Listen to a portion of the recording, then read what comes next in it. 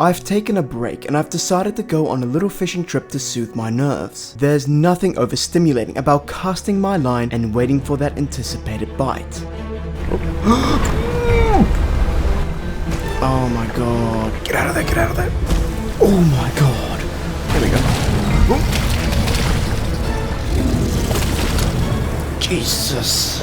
I can't even fish in peace, not with all this abnormality surrounding me, so I'm going to explore this mysterious archipelago and uncover why these waters are teeming with abnormal fish. But what does dredging up a bunch of creepy relics for a shady collector have to do with all this? Will a corporation's new drilling rig cause further irreversible damage to the landscape? And why am I finding shadows that speak to me from within the ice? All will be revealed because I played 100% of Dredge. The game began with a stunning sunset on the horizon, never mind those dark clouds in the distance. A job listing for an angler is revealed. I must be a fisherman.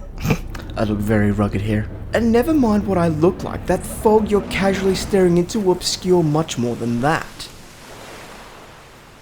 Classic. Did you not see the bloody... what is that, a lighthouse? There you go, you can see I'm a sea person.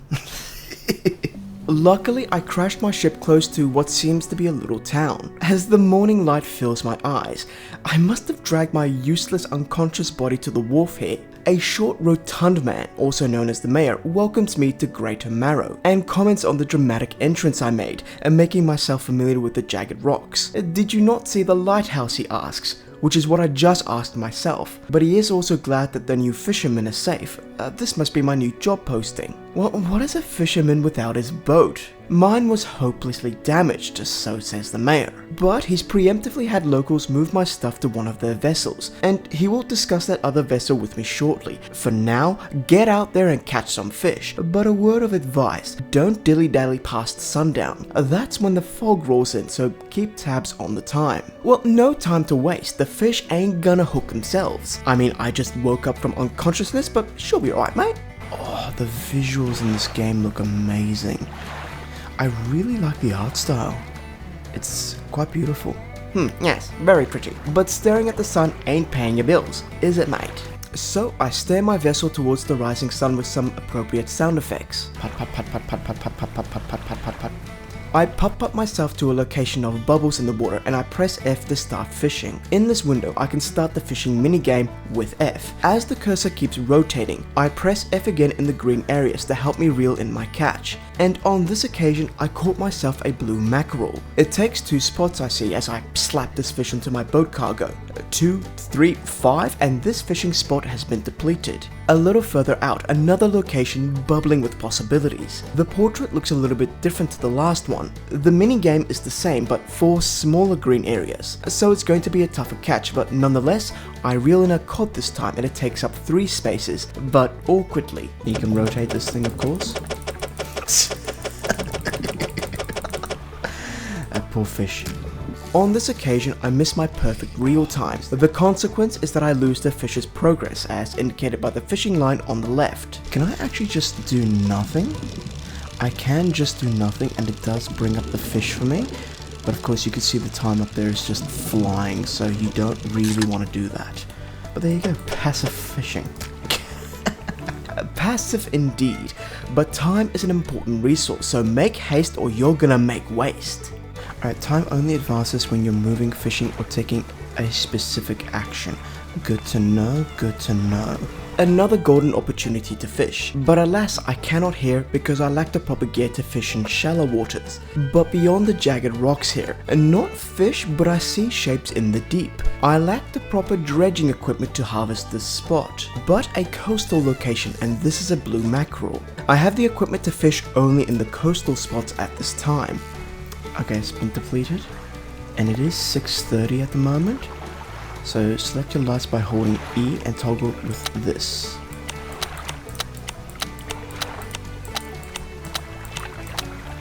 Something blinking in the distance there, but all made set to come back before nightfall, so we'll come back before nightfall.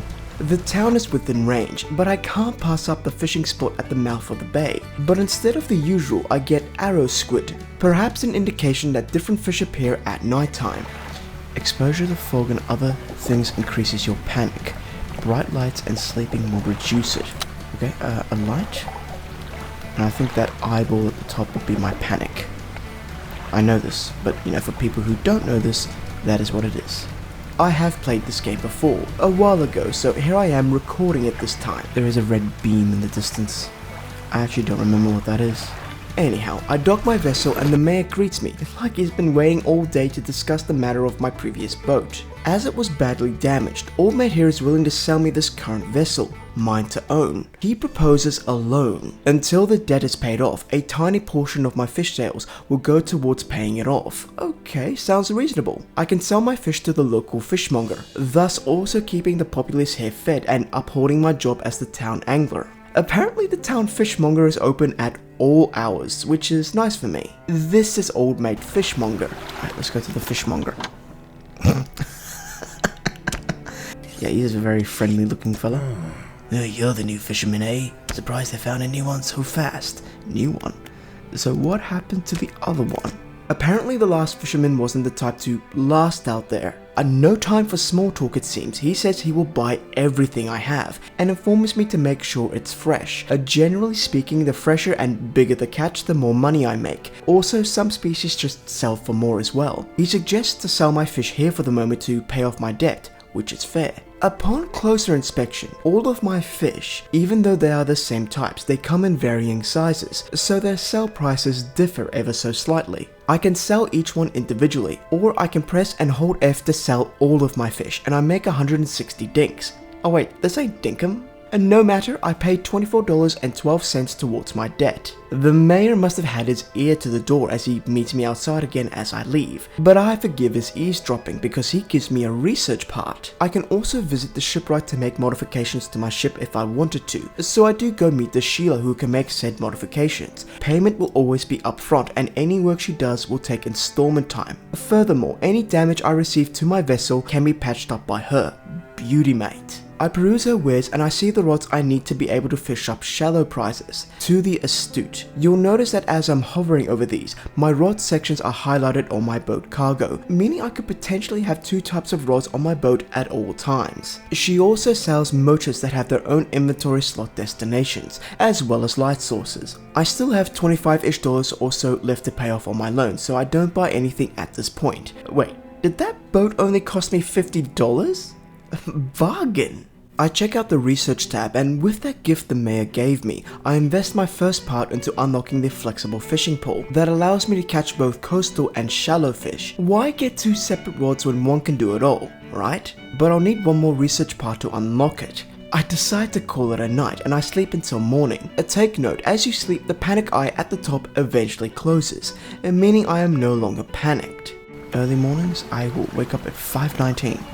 That's right, the early fisherman catches the fish. Some true words here, I have caught 6 mackerel already, but this big boy fish down here is bigger than my boat. Only way I can catch him is with an oceanic rod. Not today it seems. But it does seem like I can catch this message in a bottle. It's added to my cabin and it's dated the 20th of August 1927. I have no idea what year it is in the game right now, actually. I check into my cabin and I read this message. I'll quickly paraphrase this, but it's about a honeymooning couple who just got married. The man of the couple, who was also a fisherman, had renamed their vessel to Julie and performed a proper ceremony as not doing one could result in misfortune. The couple were on their way to a picnic lunch to enjoy themselves. The bloke in this story was quite the romantic, and it seems it's written by the girl of the couple. While I'm in this menu, I also navigate my encyclopedia of fish.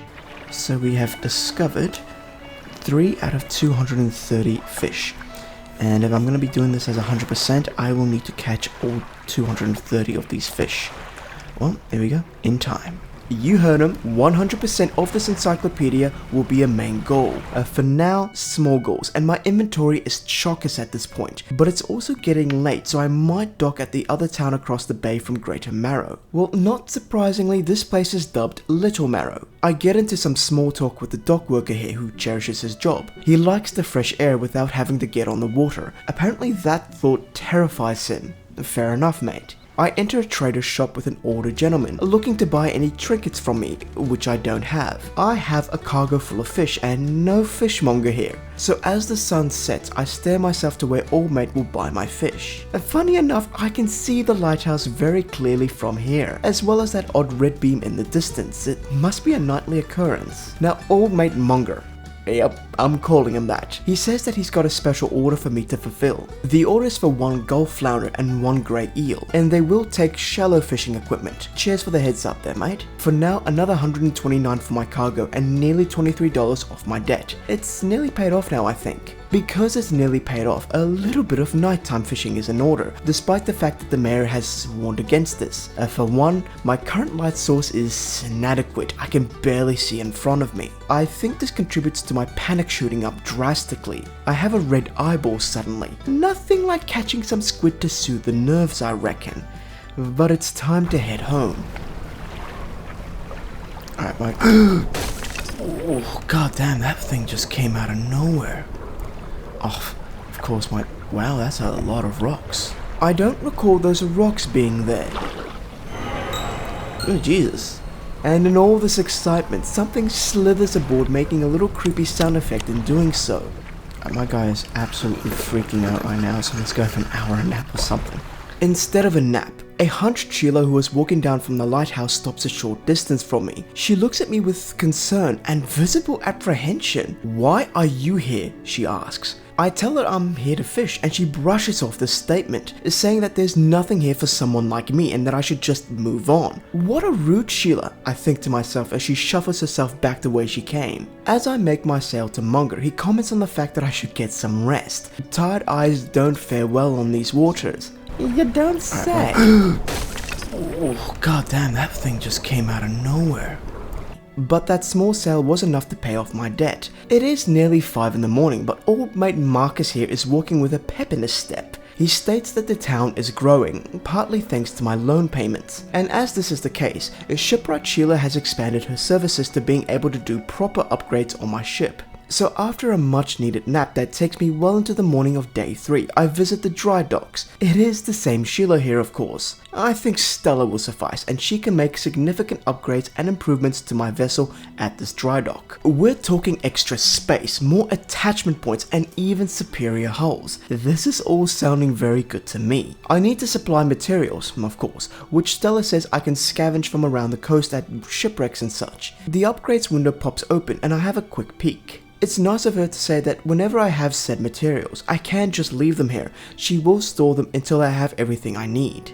For now, I explore my cabin further and I can check out my core pursuits, which is the base game storyline. As you can see there, I also have tabs for the Pale Reach and the Iron Rig, 2 DLCs, and that's for later. Right now, I have some shallow fish to catch for that order. I quickly visit Stella at her shipwright facilities and she can fix my fishing rod here. If you remember, it got damaged when I hit the rocks last night. The mayor pulls me aside, again, and he asks me to make a delivery to the dock worker at Little Marrow. I've met that fella before. As he hands me the package, it's slightly dripping. Best make haste, he suggests. He doesn't want it to spoil.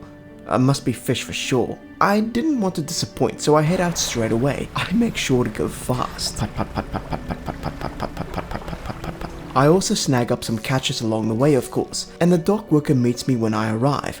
I'm gonna call him Davey. All Mate tears a corner of the package and he peeks inside, shielding it from my view, which is weird. But he is delighted, it's nice and fresh, whatever it is, and he gives me $25, and he also gives me a book on fishing, which is nice of him. As I'm piloting back to Greater Marrow, I go into my cabin and select this book to read. I will passively read this as I'm going about my business. So by the time I reach my destination, I have read 8% of this book already.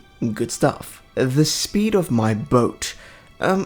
I should probably give her a name, yeah? Let me think. Right now, I'm getting an extra propeller to make her go faster. I'll be going 24 knots now with this upgrade, up from 14, and it set me back $100. I also pay $75 for a smaller shallow rod. I was researching towards the other rod that can do both coastal and shallow, so it makes sense to buy the cheaper one for those orders, and I install it on my vessel. I shall call her the Going Merry from now on. It's the morning of day 4, and I take the Merry out of the bay. I can already appreciate the knot improvement. I find my first order catch here, a Gulf flounder. He's a big boy, and 4 of them almost fill up the Merry. I also needed an eel, and these look right. A slightly different visual game, but the same principle. Click F at the right time to reel in the fish. This one has 3 spaces, and from the looks of it, my cargo is chockers again. A time to offload, and I offload what I need to old mate Monger. He already has another order lined up, a couple of squid and a whole black grouper. The thing is, these are night fish. Monger also gifts me with a book called Rods, Reels and Rigs. What a lad. I'm also a lad, as no fish gets left behind. I go and deplete that great eel spot so they can all join their friend. Another friend for the party, and I find the black grouper shortly later, which is good news. What's not good news is that I can't see very far ahead of me, and those squid who I've seen before are playing silly buggers. I don't find them this night, but I do hear a horn in the distance. At Monger's I can leave the grouper on ice, which is a good idea. So what we'll do is we'll put this one here. Actually, wait, do this. 36 centimeters, 43, yep, now. We're gonna put this one in the order because it's the smaller fish. That's perfectly fine.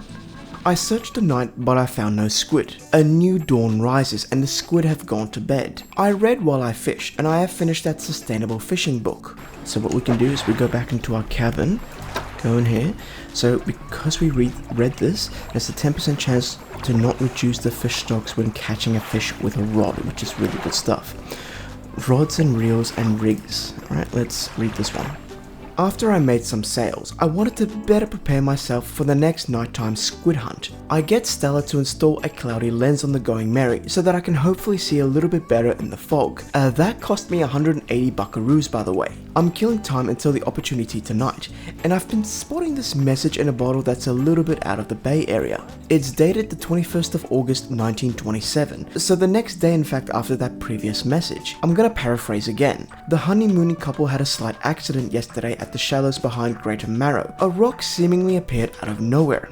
Has happened to me before as well, actually. But for these guys, no severe damage, but a few of their items were lost overboard. They didn't see which items, which was a slight concern for them, but they think all important items are accounted for. Old Man Fisherman, who was the hubby, was rechecking his notes from the boat ceremony, paranoid that he did something incorrectly. These messages are indeed written by the woman in the relationship, and she says that she's never known her fiancé to be so superstitious. After that, and while I'm out of the cove area, I explore around the back of Little Marrow. Did I just hear something? Oh, it's dolphins. Those dolphins distracted me from those coastal spots, but I see a chance to fish some cod, so I do. Ugh. The all-seeing cod. Staring outwards, unblinking eyes borrowed from a larger being, but not the mind to process what it sees. Jesus, that's something. At night, I go back towards where I can expect to find some squid, and the light is an immediate improvement. In no time at all, I do catch one. Only one from the spot, so I become greedy this night. Ooh. Going to go close to this buoy here for a little bit of light. Indeed, staying close to light reduces panic. I panic for a moment when a short, robust humanoid approaches me, but it's just Marcus. He's asking me if I've run into a photographer by chance. She was heading south, and I should introduce myself for some reason. I was braving the night because I needed 2 squid for this order. Now full of panic in my eyes, All Mate Monger takes this grotesque cod from me. He seems to admire it. It livens up his day, he says. He runs his hand down the belly. Feeling something, he cuts the fish open and pulls a small piece of fabric from it. It's a delicately patterned handkerchief. "Never seen that before," he exclaims. He gives me the handkerchief and he pays me for the fish. In fact, he says bring him more as he will pay well for grotesque fish. Weird bloke, but sure. I'm accosted by another weird bloke when I head back to the Merry. Old mate is staring at me through the bloody window thing. Well, whoever this bloke is, he knows what I took to Monger. Weird. He says that it was an artifact and he wants to inspect it, but not here. I should go and meet him at Blackstone Isle, which is south if I head out the bay. He has a business proposition for me. Look, I'm all about making some money, but I have my day job, which is catching fish, like this flounder. I also make time to read apparently. Rods and reels and rigs have been completed, so what does that one do for us? Rods will reel fish in 10% more effectively. Beautiful. What is this here? A slab of rock juts from the water bearing crude symbols. A curved fish at its base. A rough shape has been chiseled away. Well, this looks like a cod. So I think I need to add cod to this thing. Yep, that's a perfectly reasonable conclusion to come to. I see a random rock out somewhere that has an image of a cod, and I shall fill it with cod. I'm a fisherman, and as such I catch another aberration of a fish, a barbed eel. Monger and I get along fine. I bring him creepy fish and he gives me shiny coins. How's my squid hunt coming along? I have to be completely honest, these squid are incredibly elusive for me. I think this is them? Yeah, this is them. And with that, I finally complete this order I've had for several days. Monger wants to talk about crab pots. He has a business venture in mind. He hands me a crab pot, a bit banged up but Stella should be able to fix it. Straightforward, drop the pot somewhere and come back after a few days to see what crustaceans I have caught. Also, it is to fulfill another order for a fiddler and a common crab. In the morning, I have a new ability, which is the crab pots. I press and hold E to bring up a circle selection mode. There are 11 abilities I will unlock, 4 of which I already have. But I select the crab pot for now, right click and I drop the pot here, and that's it, I'll come back for it later. While I wait, I head out the bay and head south. Let's go to Blackstone Isle there, and meet Allmate. I dock at Blackstone Isle, a mansion on the hill, looks run down, a workshop to the right, and my storage. So you are aware, I can access my storage anywhere. It's convenient. Let's go knocking on his workshop. The workshop looks as though it has been used in decades. Let's go inside. It's locked. My snooping has come to an abrupt end. Hey, buddy? The man is standing in the doorway, watching you approach. He's holding an old book in one hand. It's bound in crimson with silver ribbons. Allmate introduces himself as a collector of many things, arts, artifacts, treasures, truths, and curios that occupy the periphery of desire. I guess this hanky that was in the belly of a corrupted cod falls somewhere in that spectrum of descriptions. Hey, maybe that's why that cod was corrupted. But what about that barbed eel though? Never mind that, Mr. Collector here recognizes this handkerchief. What a coincidence. It comes from an old ship he's been searching for which sank many years ago, with this handkerchief and many other items of great importance. He has been looking for these items. This is where I come in.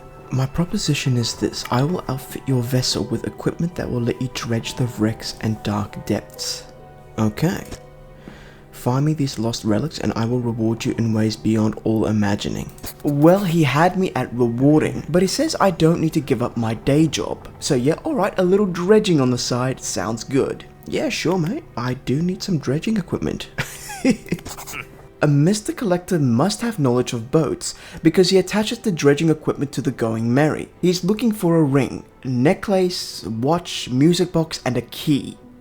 Very descriptive, mate, thank you. Not knowing where to start, I should just simply ask townspeople if they know of any wrecks out there. I just might do that. A quick cod seshing is in order though, and at night, as Mary only travels 24 knots, I make it back to that cod requesting rock. After finicking around, I see that I'm one short. Well, I hope these are on ice while I catch the last one. Back at Greater Marrow, I see my crab pot has something. And looks like my fish pot has something. Ooh, that's a big crab. Alright, well give me a second. I'll have to pick that up. After selling and going back, I see I just need a little crab now to fulfill that order. So what is next? You can speak to the lighthouse keeper apparently. What is it?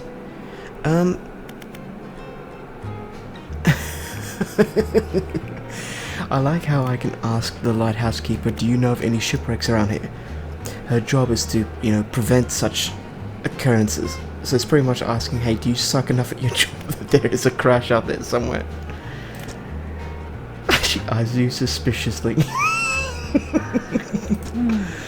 There's a spot near the back of Greater Marrow where the current carries in wreckage from the sea. She finished by saying you can see an unnatural glow rising from that patch of dark water. If I'm looking what she thinks I'm looking for, it's best to move on. Look, love, you don't know me. But hey, do you know who lives on Blackstone Isle? She responds saying she sees a lot. She saw that ill-fated boat return and chose to look the other way. She watched an unnatural glow flicker through the windows. Whatever you've got planned, I hope you know what you're doing out there. I swear this lighthouse keeper talks in riddles. Luckily, I meet an honest working woman at the docks, a builder, and she's looking to get away for a while. She asks if I'm able to find her some building materials, so she would be able to move to Steel Point. Once I've collected the materials and stored at the location, she will pay me then. Sure, I'll help you move. I mean, I just slap a sticker on my to-do list board. I'm working for the collector right now, Mongo who's also looking for a crab, and now Miss Builder Barbara. I'm a fisherman. Also worth noting, when I open the collector's tab, it tells me where I can find all those relic items. I'll need to learn how to dredge, so I see a dredging spot over here and I get some practice in. It also makes use of pressing F, but this minigame requires me to dodge the little black boxes as I dredge up the shapes in the deep. On this occasion, I find a worn gold ring. Jesus, eyes like a hawk. How do you spot a tiny ring in the depths? This makes more sense. I dredge up a bolt of cloth as I travel around Greater Marrow. Well, the game is called Dredge, so I feel like I should be dredging. Are those fish? They are fish. Alright, I'm supposed to be looking for cod as well. So actually, I think that is this place here, isn't it? So let's see if we can find any cod around here. No cod, but I do see a shipwreck with lots of goodies for me to plunder. Ooh, very nice. I shall take that. We shall plunder this. We shall pilfer this. If I can. Yep, we shall plunder that. And a research part. Yes! Now we can actually get something that we want, which is that the fishing line. It's just about to hit nighttime, and I see a school of cod up ahead. So long as I can cast my line before they disappear, I can get that one cod I need, which I then slap on this rock slab thing. The wave washes over the fish, sweeping them away. When the water recedes, you notice something has lodged against the rock. A sinew spindle.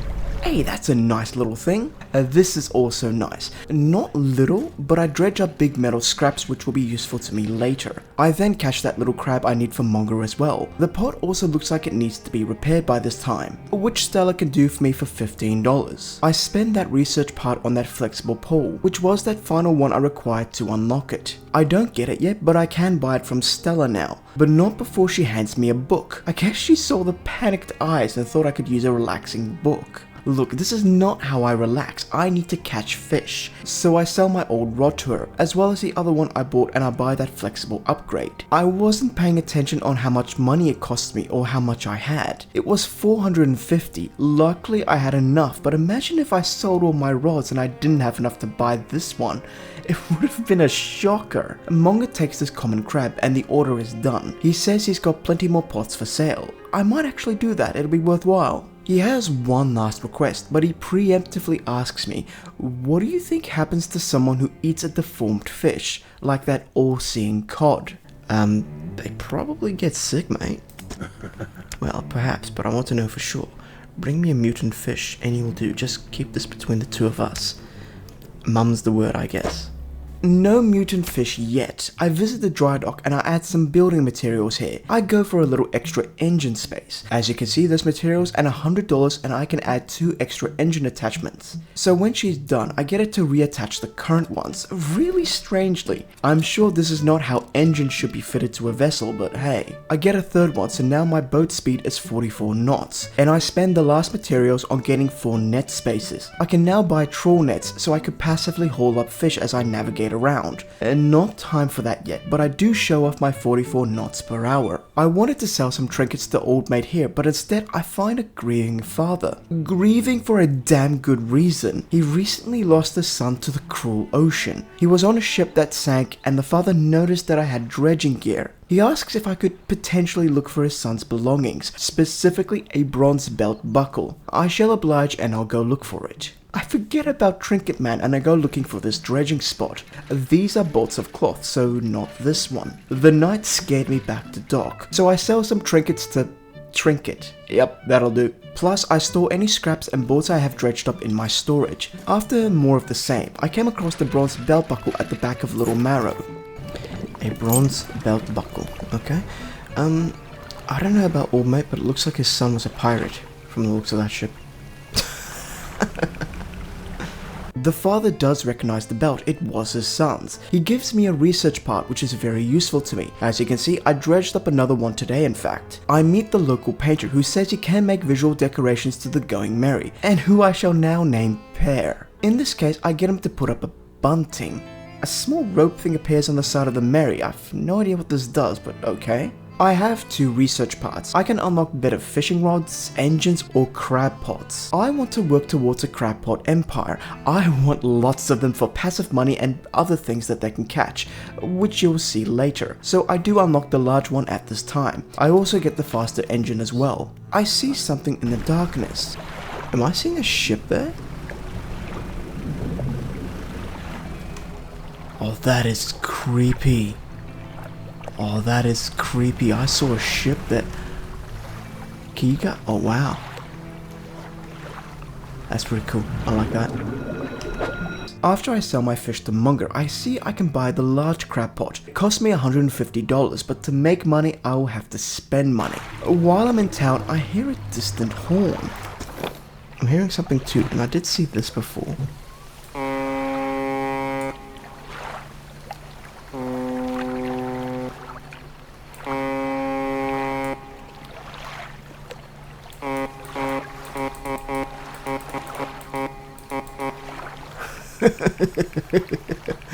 Oh, that's great.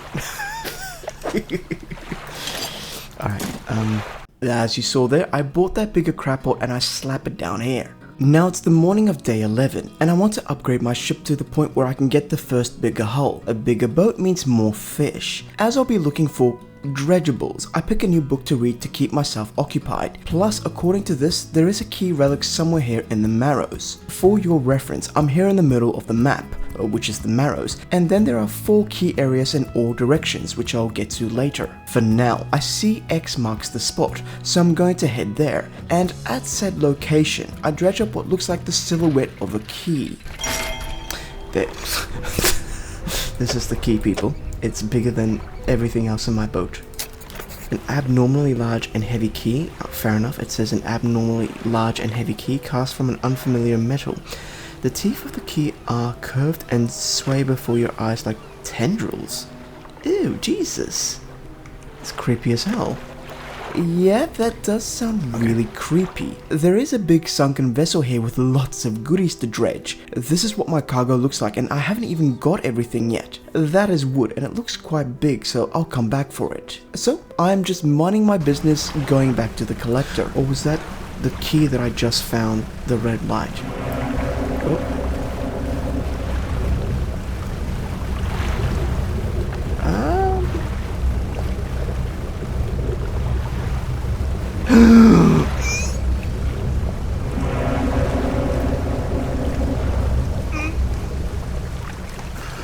Jesus.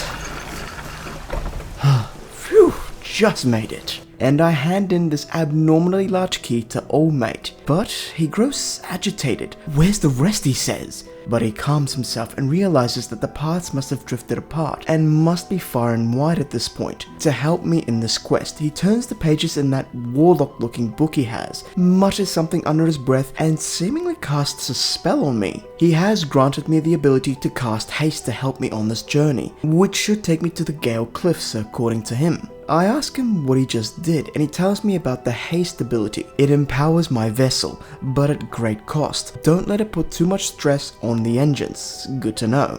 But I want to know more. All Mate has lived here for quite some time. He was a fisherman about 2 decades ago, until he took up residence here to pursue whatever it is he's doing now, which is looking for these relics. He knows who they belong to as well, but when I ask him who, his eyes fill with regret, and he merely states, an old friend. Okay then, keep your secrets, I have my own, like the knowledge of this hydraulic rod to help me reel in big boy fishes. As I undock, the tooltip on how to activate haste pops up. It causes engine heat and causes panic for myself. So fast! I should probably not go that fast.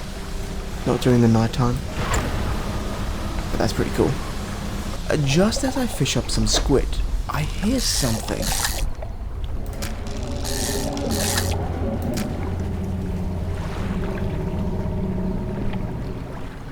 Let's not hang around. I use haste to quickly dock at Greater Marrow when I'm accosted by the lighthouse keeper, who has a confused look on her face, saying, "Oh, it's only you."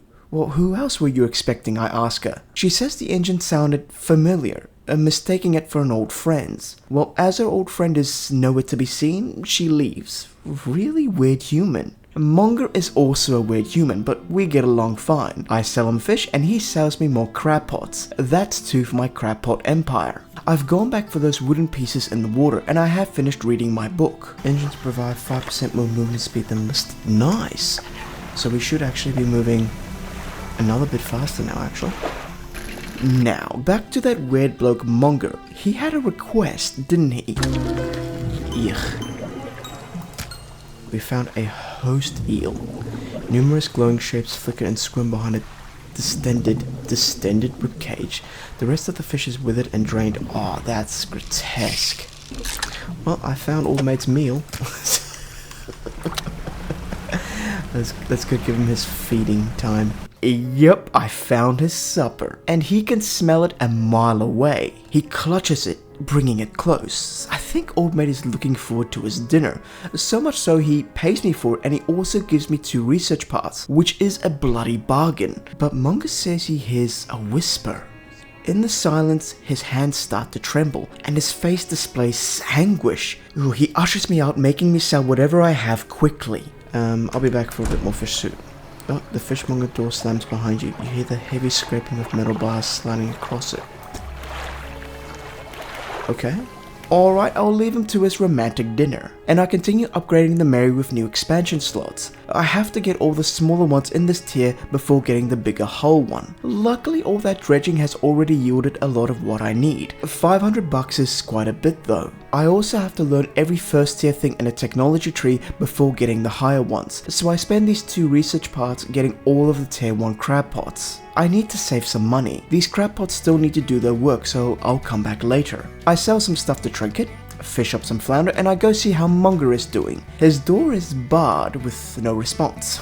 Might be hungover. I'm forced to store these fishes in my chest. I go and get more, and on this occasion I successfully hit the yellow marker, meaning an instant trophy catch which is bigger than normal. And I also hook another abnormal fish.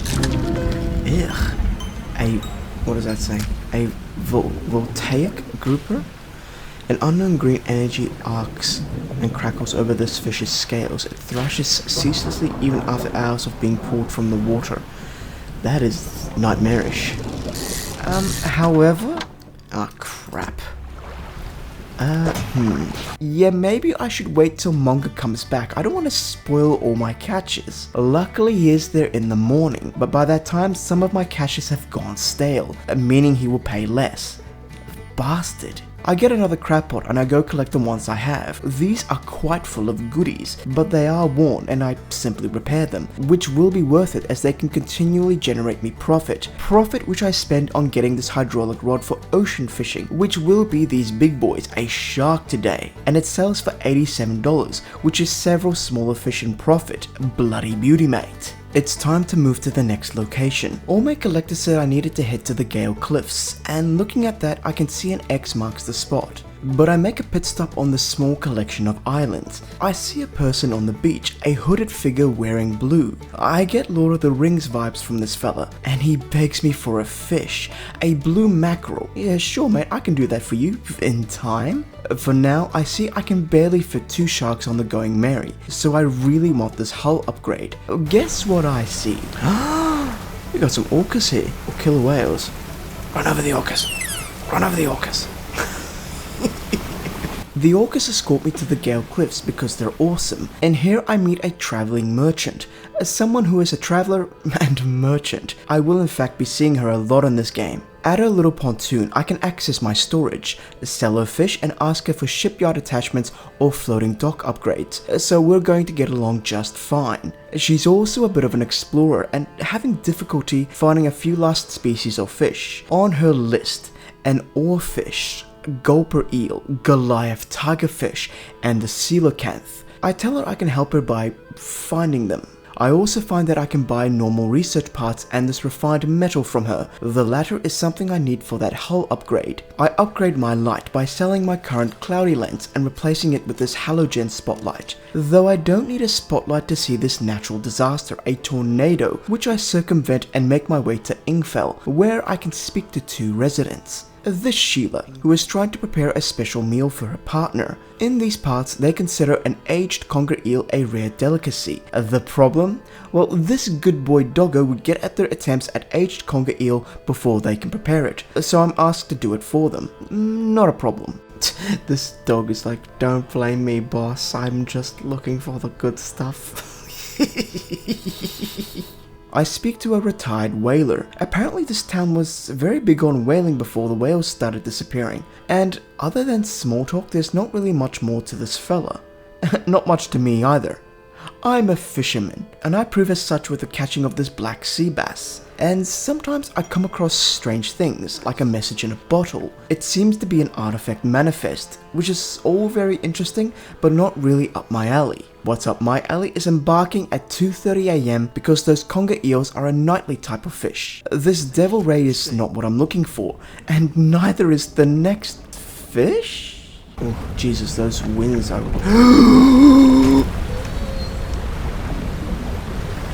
Jesus! Is that thing on for me? No. I think I got destroyed there a little bit, huh? Wow. That did some serious damage.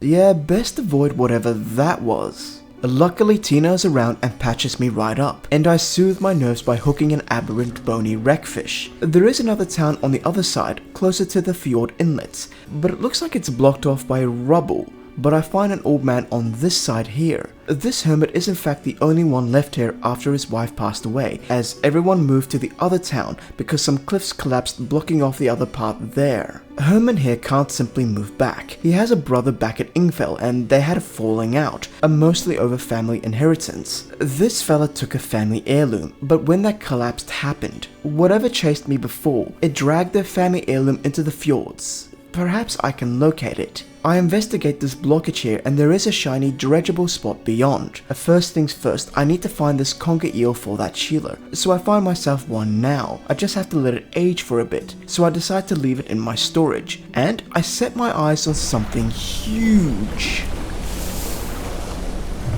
Ooh, that is a big fish. What kind of whale is that? Oh my god.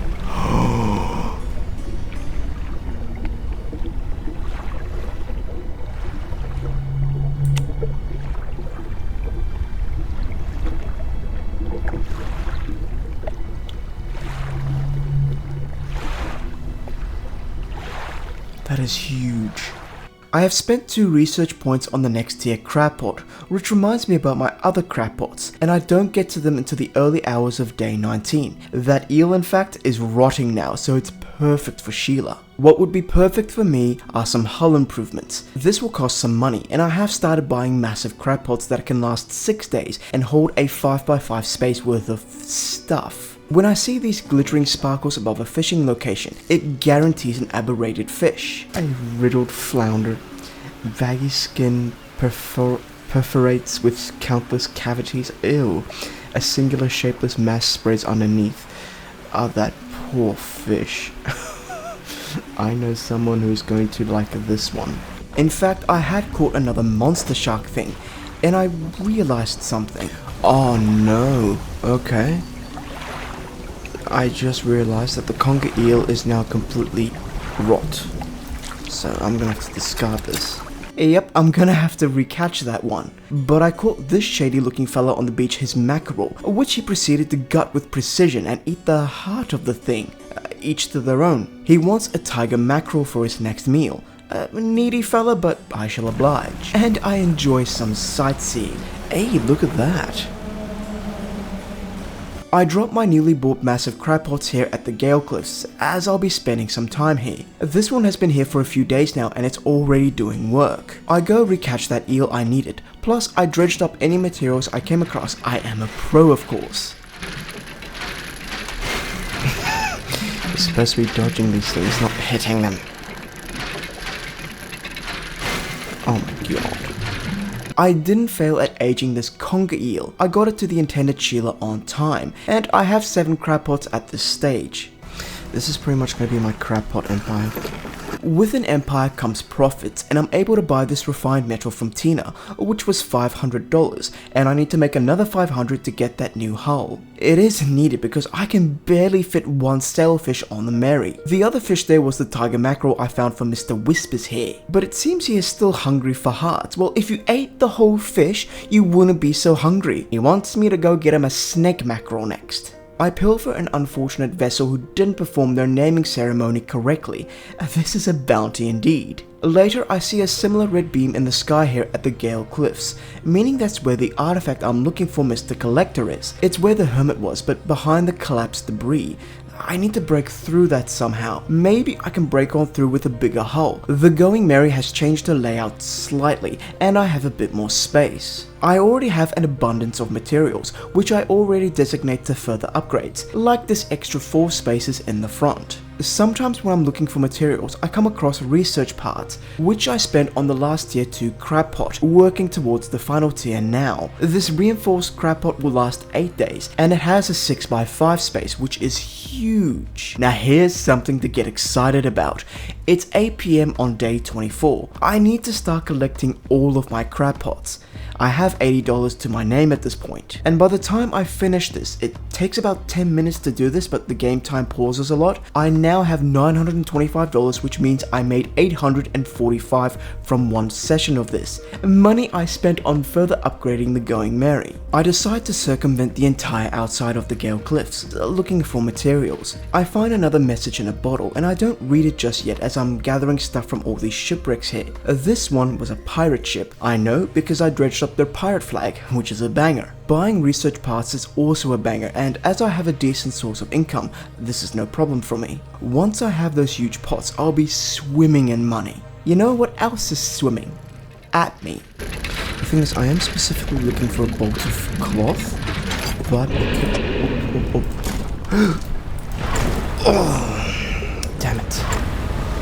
I quickly take refuge at this campsite, and I like how this game must have been inspired by Dungeons & Dragons, because I feel like I'm playing D&D. I am rewarded though. I spent it unlocking that final pot. With that finally behind me, I was thinking about focusing down the engine's tech tree. The quicker I can move, the better. I spend my first one on the jet drive engines, which irks me immediately because I realized it takes 5 research parts, and I must have thought it was only 1. My mistake. As I continue dredging, I come across another rock slab formation, and after a brief look, I thought, righto, I need those weird crabs with rocks on their shells. I finalized the tier 2 upgrades, and I'm working towards my second hull expansion now. I am getting a lot of materials really quickly. I also gather up what I thought I'd need for that rock slab sacrifice thing, and when I return, I'm disappointed I had misinterpreted this riddle, and maybe the smaller rock crabs, because it said rock crabs, right? A quick side note, I have the footage here, but another reason I really like crab pots are because they can also bring up research parts, which is wonderful. What's not wonderful is that I get this puzzle wrong again. I gave up at this point, even though I realized what the correct answer was. I just couldn't be bothered going back a third time at this point. A shame, really. The reward is something huge, which I'll indulge in later. I also decide to sell all of my lesser pots and restart the process by buying the bigger ones. Yes, I could have sold them one by one and replaced them, but I just didn't want to do that. This is also something I didn't want. My guy's flipping out. Jesus! I had finished dredging what I needed, and I had bought another refined metal piece for the new hull expansion. I just need the money now. While I wait, that family crest I'm looking for is where Old Mate is lurking, I think. In there, so what do I need to do? I reckon we need to lure him out. So I try exactly that.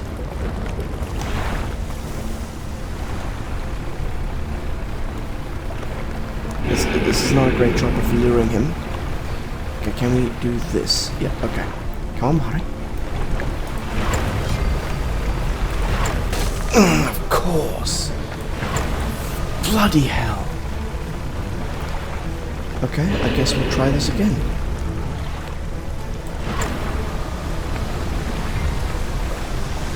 Nah, he's quite agile.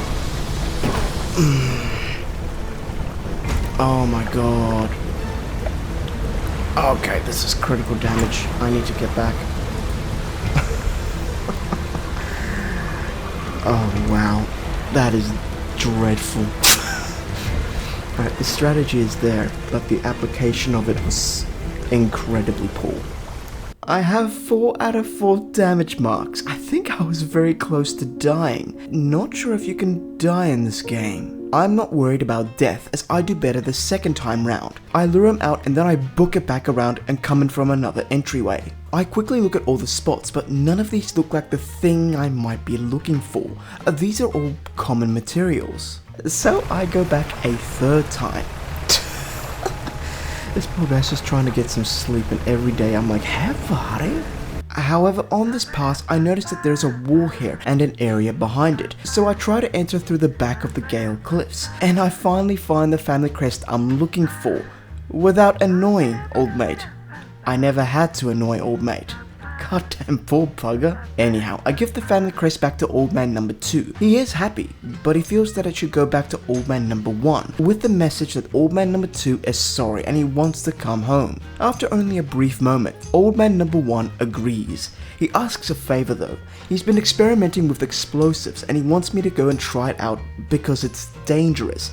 Makes sense to ask a stranger to do his experiments, I guess. It's where old man number 3 is, the fish I mean, so I play with him one more time. Oh wow, he tried to dupe me, did he? Oh, you slimy mangy character. Get over here. I thought I was being tricky. No, he got me. It was only due to my amazing maneuverability. After losing old mate, I blow up the rocks old man number 1 wanted. While I was gone, he got the place ready for old man number 2, and upon hearing this, old man number 2 was overjoyed. He has packed his bags and he allows me to slap him in my cargo like a fish. This is followed with a heartfelt reunion between old men, brothers, apologizing to each other about what they did when they were younger. They go on their merry way, but old man number 1 mentions that if any more rock debris needs to be blown up, I can purchase more explosives from him. In fact, the first one is on the house, which I used to destroy this rock over here where the little old man was staying. And once I'm in the clear, I locate the music box for the collector that's on Blackstone Isle, and I return the artifact by the end of day 34. You drag the massive music box into the room, gouging the wooden floorboards beneath it. The collector doesn't seem to mind, he's focused on the box. God, I am a rude bastard, I can tell you that much. Mr. Collector wants to reward me. He finds a spell in his tome thing and he casts it upon me, unlocking the ability called Manifest, which allows me to instantly return to this location. That is huge. It looks like Stellar Basin is my next destination, and my favorite human wants to talk to me. The lighthouse keeper is waiting for you on the dock, looking displeased. She's always unhappy when she sees me. I saw you sailing out towards the horizon, crossing that deep expanse. Do you really think that's wise? Yeah, what's the problem? It feels a bit like tempting fate, does it not? Honestly, when I was on the other side, I was in more danger. Things are bad enough around here without your provocations. Abruptly, she walks away. Her eyes scan the water as she walks along the dock. Okay. I find that message I found at the cliffs a short while ago, and it's dated the 9th of September. It's about that couple again. The lady states that the lad refuses to let her aboard when he's working, saying that she might find it boring or the crew will be intolerable, but she also wants to spend some time with him. He recently installed salvaging gear onto the boat, and the idea of pulling up treasure is very exciting to her. She wishes that he will let her have a go. Here's something for another human. I remembered the builder wanted to move to a secluded place and I had to set her up. I have plenty of scrap metal, as you can see. I need some wood though. I do like a full-on slide into dredging. Okay, this one is good. I get Old Mate Pear to attach the pirate flag to the Going Merry. This guy's just like, as you wish, because most people would be terrified of seeing a pirate ship just rock up. What can I help you with today? No mate, that's all for today. Later I discovered I have a spyglass, and I can use it to look at any fish or dredging spot close or distant to determine what they are. Also, time is frozen when I do this. I lose no time, but I gain information. This will help me in catching all the fish later. But for now, I'm at Steel Point and I deliver the materials here for Barbara. And when I undock the next morning, I see something. Ooh. Now that is the new content over there actually, so if the new content is behind me, yep, okay cool. I'm not going to do that until later. I'd rather do the base game again first and then I'll get into that. Back to Barbara. I sling her over my shoulder Viking style and I slap her onto the Going Merry. I give her a lift and she's grateful. She will take a short while to set up. With 2 pieces of metal and 2 pieces of wood. I'm gonna be interested to see what she makes of it. But I won't complain, she gives me 2 research parts, which I use to unlock the jet drive engines, which is good stuff. I get chased by something familiar. What is this fella? Yeah, that's got tentacles. Oh. Lucky. And then I see something I never have. Oh. No. Evasive maneuvers. No, I think we've had it.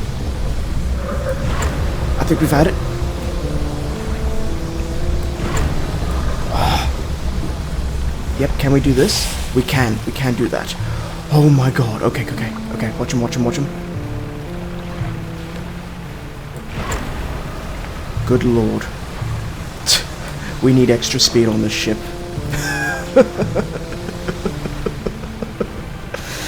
Oh no. That is the first time I've encountered that giant whatever the hell that thing was.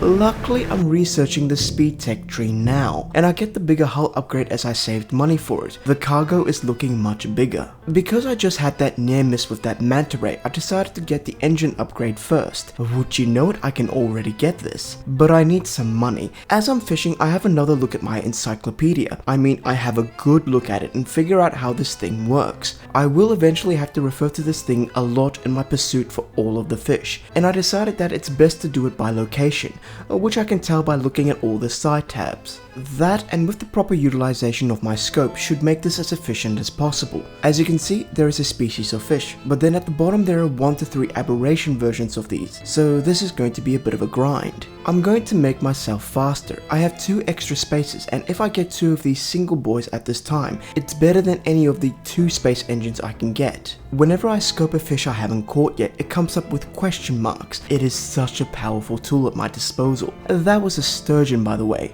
Oceanic apparently, but in Stardew Valley I caught these in the lakes. Okay? I also get the better light option available to me. I sell my old one and I get this new bad boy that will illuminate more for me. Though it doesn't help me when I fish up an aberration that is huge and I don't have the space on the Merry for it, resulting in me getting jumped by Old Mate, who then disables said light source.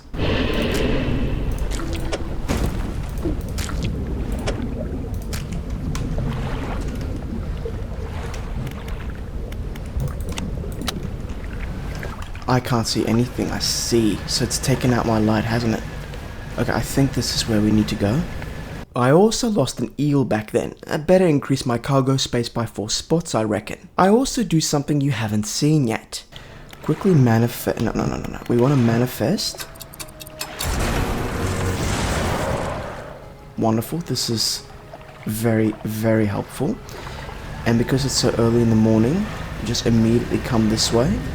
The manifest is on a cooldown, but it's still a hugely helpful ability. I also thought I was about to get attacked again. Let's be real, that thing was very rude. Here we go, something's happening there. Oh, they're orcas. Hey guys, how are we? Yep, those are friendlies. I'm making bank these days with selling all my crab catches, so I also buy research parts whenever I want to, and I start to travel to the Stellar Basin. I hear something though. Maybe we'll do that.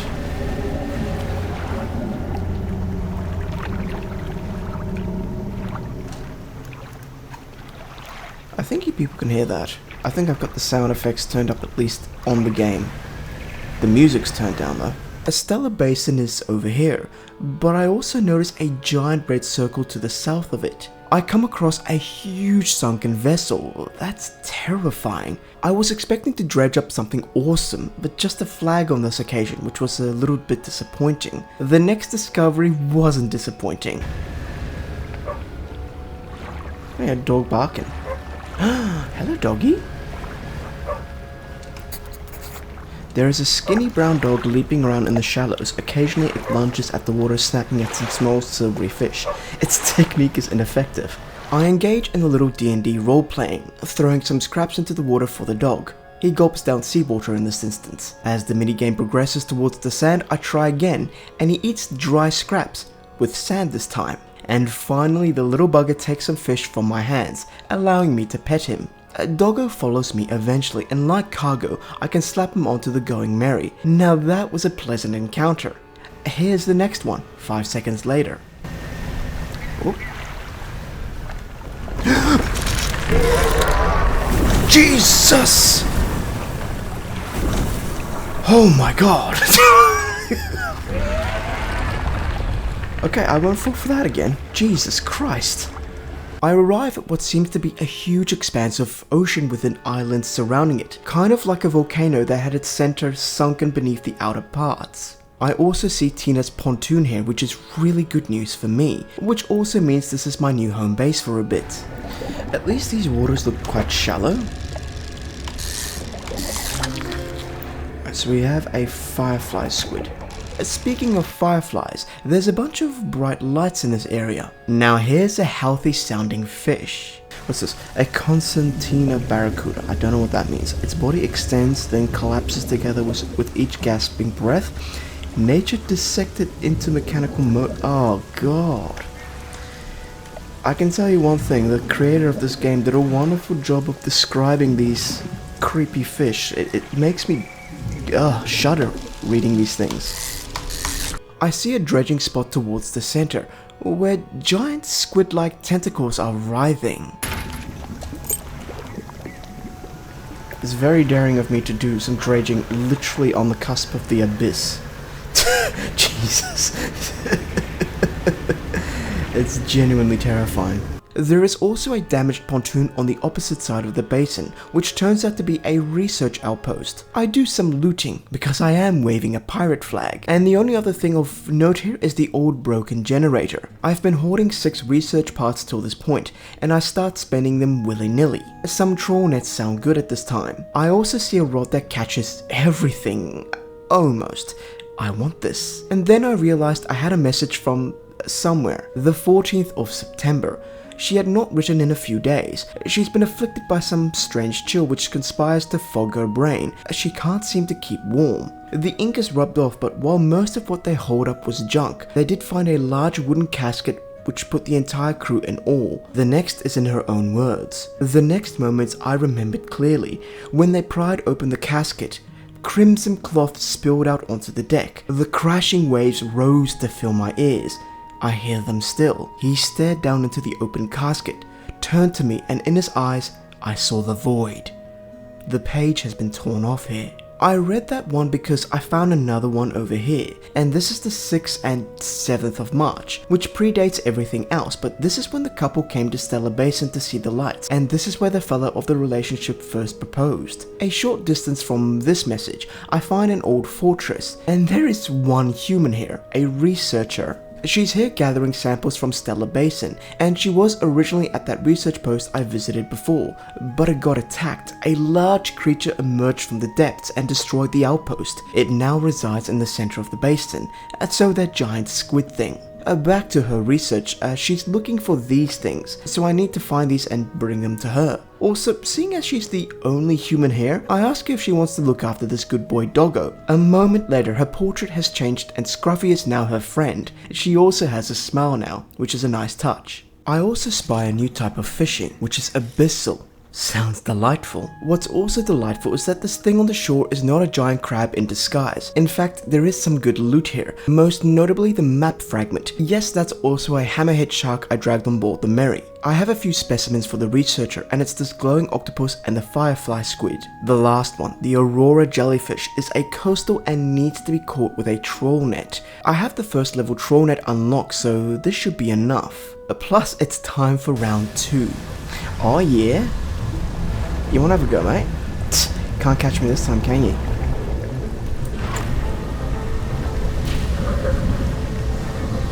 Oh yeah, it's a fast one, isn't he?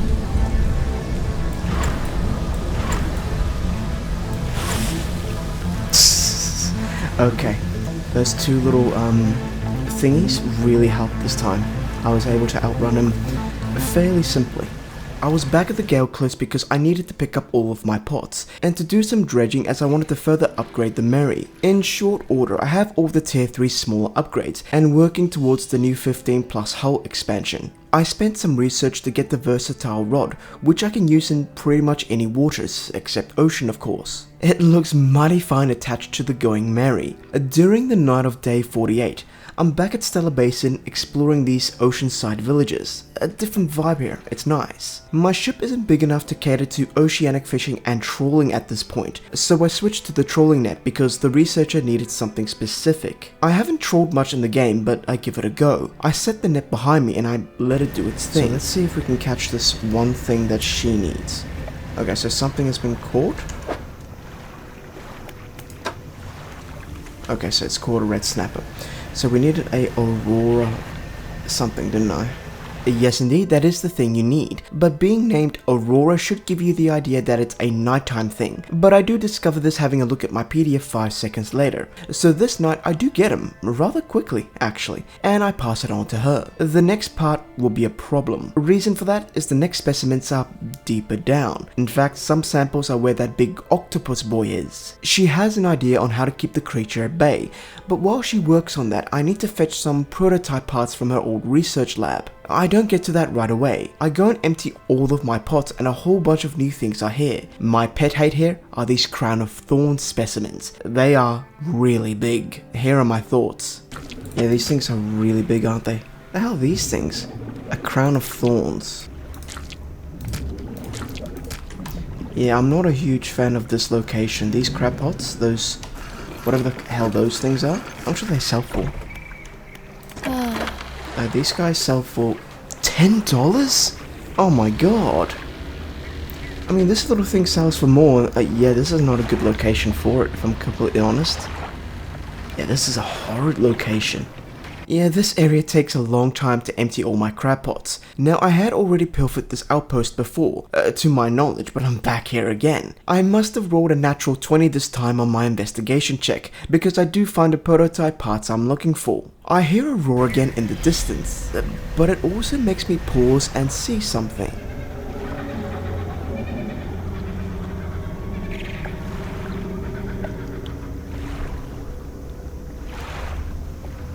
Do I dare go out this far? I do dare, and I find a chest that's attached to a chain. A nice little haul, and in fact, the final refined metal piece I needed for that 15 plus hull upgrade. I also gave the researcher the prototype parts she wanted, and in return she gave me equipment to allow me to do abyssal fishing. She has developed a repulsion machine that emits bright light and a high-pitched noise, which would either deter the creature or enrage it. Goody, I like taking chances. It only lasts a short while, so I do need to do any fishing quickly, which poses a problem. As I look at these specimens, abyssal yes for 2 of them, but the other 2 are hadal fishing. I have no idea what hadal fishing is, but the point is I don't have the equipment for it. Seeing as she gave me something already, I will have to research into it, which is lucky. I only need to spend 1 research part. I placed the last refined metal here, but it looks like I'm about $1,300 short. I visit Old Maid Trinket and I make a quick buck. $363 worth, actually. I got back quickly because I manifested, by the way, but I do have to travel back to Stellar Basin the usual way. I do find another wreck, and within it, another map fragment. Ooh, I am excited. I'm keen for a treasure hunt. On the topic of money. Okay. Nice. It does make us enough money, though. This is good, but these ones are tiresome to retrieve. they are very tiresome to retrieve. Oh god. Yes. That is repulsive. Oh god. I need to read the description of this monstrosity. So what is it? A crown of Nadir. A fractal gateway reaching beyond the abyss. From its maw whispers a call from below. And I'm just taking that on board my ship. Jesus, that is disgusting. How much does this thing sell for? Oh wow! This sells for 200. Okay, I can see. So if you get these guys, that's actually worth it, isn't it? Okay. Yeah, those things are worth it, but they are also kind of rare. That was the last bit of money I required to get that 15 plus space hull upgrade, by the way. Ooh, very nice. Hauling up the pods here has just become significantly easier, especially when I already have everything I need and an additional 600 to get 4 more cargo spaces. I have 6 research parts at this time, and after some soul searching, I decide to pursue the engine tree again. The quicker I am, the quicker I can get to places. In due time, I will have all of these unlocked. I then buy that other abyssal/hadal equipment so I can continue with Miss Ranger's research pursuits. I spot one of the fish I need before I even activate the repulsion machine, and it's out of harm's way. The anglerfish, as well as its aberration type. It's down to business now. I slot the machine in and I start blaring some heavy metal from the looks of it. I dash and I catch everything I can while All Mate is in the mosh pit or something. I don't realize it, but this is not a specimen I needed for Ranger, but it's something unique, a gulper eel, which I'll remember why it's unique later because I was in fact looking for this thing.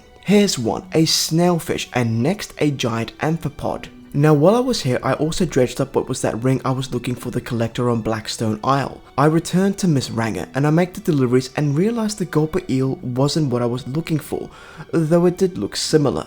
Luckily for me, the loose jaw is right behind me within a stone's throw away. That's all the specimens for her research. Now, she has good news and she's got some bad news. Bad news first. The samples I collected have dangerously high counts of cellular mutations. The good news is she knows what's causing these abnormalities in the ecosystem. All Mate Squiddy Boy in the center. It's harmful to life at a cellular level, whether passively or with intent. That is all very interesting, and she gives me a book, a plan for the future, and I start reading it right away. So on the way back to Tina. Interesting, so I'm wondering... Oh, I hear the boat. There he is. Now, this would be interesting to see if that attacks the boat. It doesn't seem so. I guess that ghost ship is something abnormal. I see that a stale gulper eel sells for 171, which is quite a lot. I wanted a fresh one, so I headed back to bother that squid some more. But I didn't see a gulper eel, just a bunch of random hadal fishes, and I nearly overstayed my welcome. Oh crap, oh crap, oh crap, oh crap, oh crap, oh crap. Yep, cool. Get out of there, get out of there. Oh my god.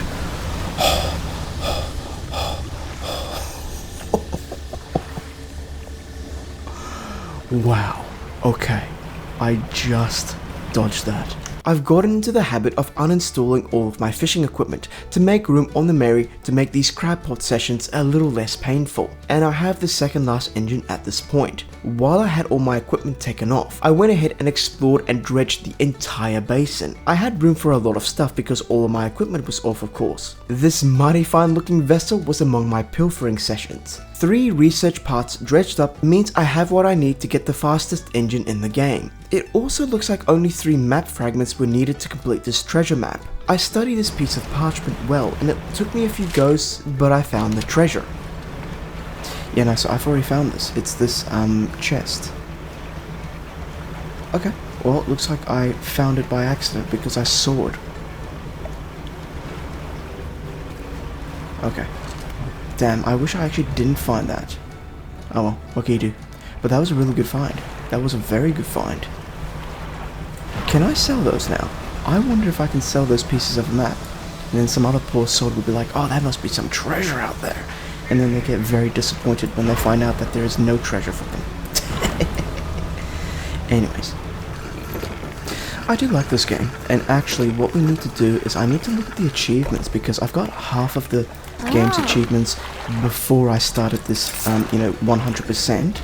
I need to have a look at what I actually need to do, because I never really looked at what needs to be done, or whether 100% is actually plausible. Instead of looking at the achievements, I sell some parts of my engines and reassemble them with what I think is going to be the best setup. The biggest one, followed with lots of little ones. I decide to invest all into the troll nets, because I like passive income. Also, oh yeah, I am much quicker now. I am really fast. I'm literally... wait. Yep, that is some speed. And the thing is, that's not even the maximum. I can get a tiny bit more. Back to my side hustle, Mr. Collector is saying that we are making good progress. As reward for the ring, he casts another spell on me and grants me the ability to cast Banish, which dispels evils for a short time. For now, I have to head to the Twisted Strand for the next artifact. It looks like the next location will be quite close to the oil rig as well, which is the DLC I haven't explored yet. It is time for round 3. Oh, you gonna try this again, are you? Nah. Oh, I caught myself an anchovy. Alright, let's go ahead with the speed. Mate, you have got no chance. You've got absolutely no chance. Oh, that's beautiful. Okay, here we go. That may be a laughing matter, but this isn't. The lighthouse keeper accosts me again. That is so good. Oh, it's you again. The lighthouse keeper approaches you on the dock wearing a questioning expression. You must have been around most of the islands by now. Have you found whatever it is you're looking for? Yeah, almost. But really, I'm just fishing. She recoils from your fragrant lie. I am just fishing. Genuinely. Why do you mistrust me so? Why do you mistrust me? What have I done to warrant such suspicion? Lady, every single time you approach me, it is with absolute disgust. She turns from you, shaking her head and muttering. She heads back towards her lighthouse. Yeah, off with you. I'm not interested in you, love. Yep, it's always a scene with her, but old mate Monga Lad is happy to see me at least. I want to spend a little time getting the last expansions on my hull. As you can see, I only have 2 left with only a few bits and pieces missing for the final upgrades. I have also made my ship the fastest that I think I can make it. And now this is with the fastest thing I have. Yeah. Goodness gracious me, we are motoring. Within 46 minutes, I have crossed this entire place. That's amazing. Yeah, it used to almost take me a day crossing from Greater Marrow to Little Marrow. By the way, Trinket wasn't interested in buying my expired map pieces, and guess he saw through my clever lies. As I was dredging for my expansions, I recalled I never went back to that builder, so I make a detour in her neck of the ocean. Now, she's built herself a nice little house out of 2 pieces of metal and 2 pieces of wood. Amazing talent here, and as thanks, she gives me a book called Engineer's Companion. Looks like there's another poor soul out here in need of companionship as well. I call out, and the little mail door snaps open, and a terrified fellow is inside. I reassure him that a fisherman is out here and not a monster. Strange that I have to reaffirm that, but I am just checking in on him. Okay, mate is scared out of his boots. He's supposed to be delivering a package to Little Marrow, but a huge Leviathan, his words not mine, is stalking him apparently. He made for the shallows to safety. I offered to deliver his package for him as I'm blissfully ignorant of any such beast. I need to go see the dock worker. As thanks, he also gives me a book. Oh my god, jeez, looks like books are a currency in this game timeline. But 5 seconds later, as I travel at the speed of light, I hand the package that's leaking black ooze to Davy. This is the second such package I've delivered to him. He inspects it, is satisfied with the sound coming from it, and asks me to wish him luck as he hurries off. A bastard didn't pay me! Now, speaking of giant creatures, did you just spot that just then? I didn't. Not yet. I do spot this SOS signal on the beach. A poor castaway has been here for quite some time. He was washed off their boat in rough seas about 2 weeks ago. He was certain that the crew would have come for him by now. He asked, but I sadly said no, I was not sent by his crewmates to find him. Like cargo, I spin this fella onto the Going Merry and I will drop him off at Little Marrow. The sweet, rank smell of civilization Old Mate has definitely missed it. However, he's gloomy because he gets the idea that he is the sole survivor of his vessel. He hands me a signet, which turns out to be a captain's signet. He was a captain. No longer. Shh, Trinket gave me 99 for that ring. It was mine to do as I please. Now, during all of that time, I had got everything I needed to complete all of the hull expansions. I am quite pleased. The incandescent array is a mighty fine looking boat light. I slap it on the Mary as well as a cloudy lens and I'm all set. I do another round of crab pot selling and I almost spent enough research into the rod section by now. It's the evening of day 64 and I decide to investigate all of those islands between the Gale Cliffs and Stellar Basin. So under the cover of nightfall, I do exactly that. I find another rock slab thing also requiring types of fish, like the other one in the Gale Cliffs I missed before, but this one wants 4 powerful fish, so types of sharks I believe. On another island beach, I see a collection of cases, one of which still has its contents, photography equipment. I was supposed to look for a photographer, wasn't I? Oops? Here's something that was strange to me. I see a wooden crate here. I bring it on board and it's an Ironhaven crate. I've not seen this before. I see more of them by what is a magnificent ship.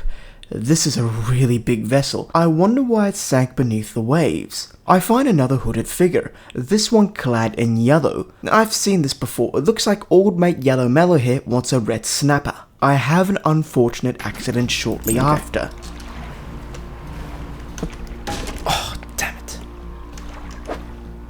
Oh, the big one. Alright, we might be in a bit of a predicament, eh? Okay, we are in a bit of a predicament. We are out in the middle of absolutely nowhere, and we've lost the fastest thing we have. Okay, so I'm crossing the open expanse of water in darkness. Yeah, so my guy's freaking out. Yeah, something's gonna come for me. Yeah, something's coming for me. Alright, let's prepare for evasive maneuvers. Just keep going around this thing. Just keep going around the island. Just keep going around the island. Oh, there's a boat here. Can I park here? Yes, I can. Oh, thank God.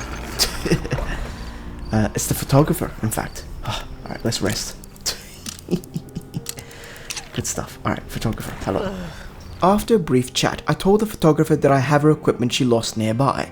As thanks, she gives me an old camera, giving me the ability to take photos, probably an ability I'll use to create the thumbnail for this video. The only other bit of important information we talk about is that she's seen saltwater crocodiles in the mangroves, also known as the Twisted Strands, which is my next destination. I want to empty my storage first, but unfortunately, I can't sell these Ironhaven crates to Tina, meaning they have a deeper meaning, and it will bother me because they take up my storage in the interim. I do have an inclination as to where they will become relevant.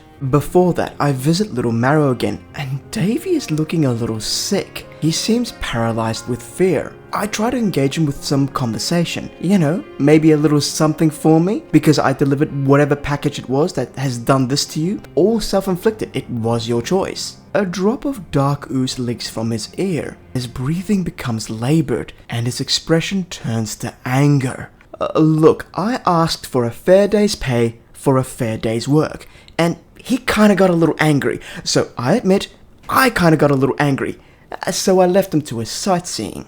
I go sightseeing and admire my speed, which gives me a great idea. Now, do you reckon I can get past this without Old Mate noticing me? I'm gonna try it. Can't catch me, I'm the gingerbread man. Yep, I can definitely do that. Oh, okay, that was fun. Well, I had to come back for all my pots. It's time to move on to the Twisted Strand. I also researched the last thing I need to. I now have access to everything in the game. I currently don't have access to my full storage, which is kind of rough. Transporting all these pots is going to be a pain. I have to, in fact, carry 2 of them on me to the mangroves as they don't fit into the storage. I can also recognize a ruse when I see one. You're what I think you are, aren't you? Yeah, you're gonna move at me, aren't you? Now this thing's gonna be angry, isn't it? Yep, yes it is. Come on, come at me.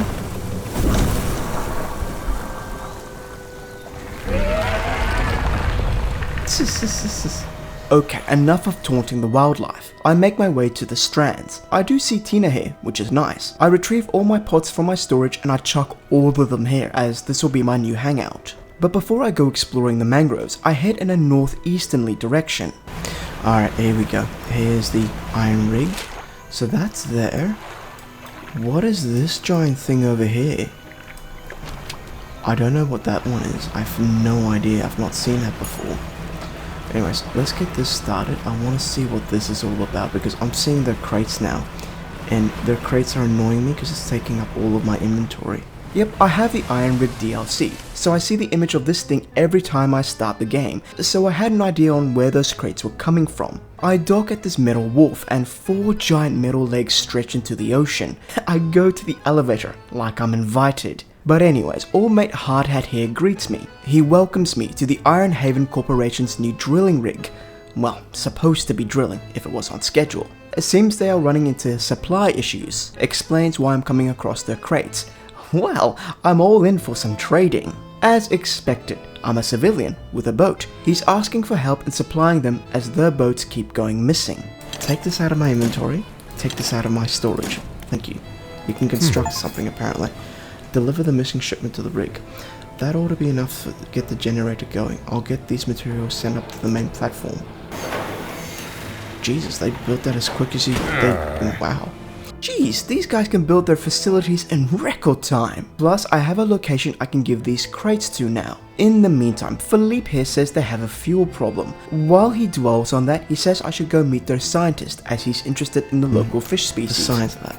Head bluff. He's a handsome devil, isn't he? Ah, the angler turned courier, he calls me. Yep, a fisherman of many talents. Mr. Handsome wants to talk about the local fish and any weird fish I've been catching, but he says his place is also lacking supplies. Oh, you're in luck, mate. Yet 1 crate of supplies equates to this entire building. Phenomenal craftsmanship. Better than Barbara, actually. Philippe grabs me for a moment and says his fuel problem might be solved if I sell him any excess fish I have, as he can turn that into biofuel. I only have 2 specimens at this time, not enough to start the drill. Other than some further small talk with All Mate Handsome here, there's nothing more at this place. It looks like I need to help them start their drill first. Either way, I've gotten rid of those crates, which was the point of visiting the rig. Back at the mangroves, I go ahead and buy all the trawl nets I can, specifically the one that can catch mangrove and shellowfish as I'll be here for a bit. I have a squiz into my achievements, because I was curious at what I still had left, and one particular achievement gives me a hint. Catch all known species of fish in the Pale Reach. Polar Angler. Okay, so I think that has pretty much just revealed what this is going to be. It's going to be a polar area.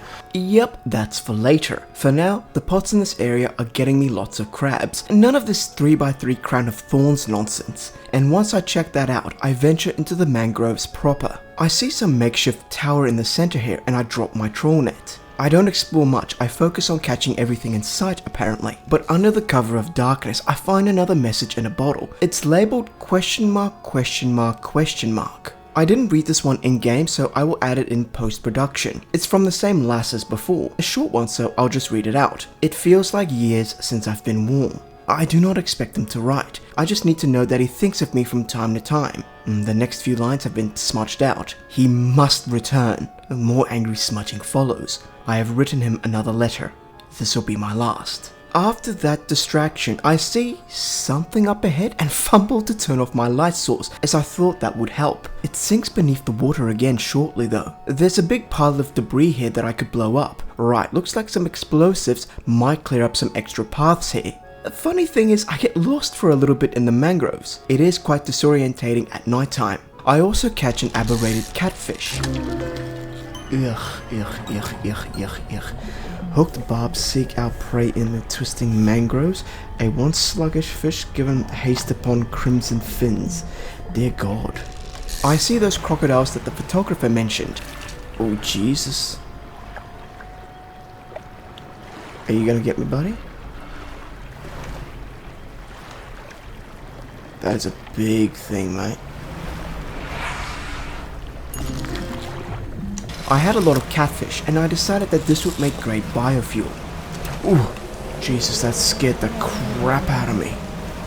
At the rig, old mate Philippe is pleased with the fish. It is enough to start up the drill. Any excess is called waste, and he gives me a chum bucket. I unlock the bait ability this way, and the drill is fired up.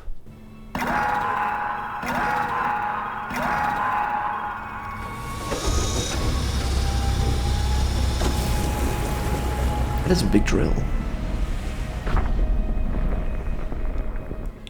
Eesh. Ooh, that's not good. Oh my God.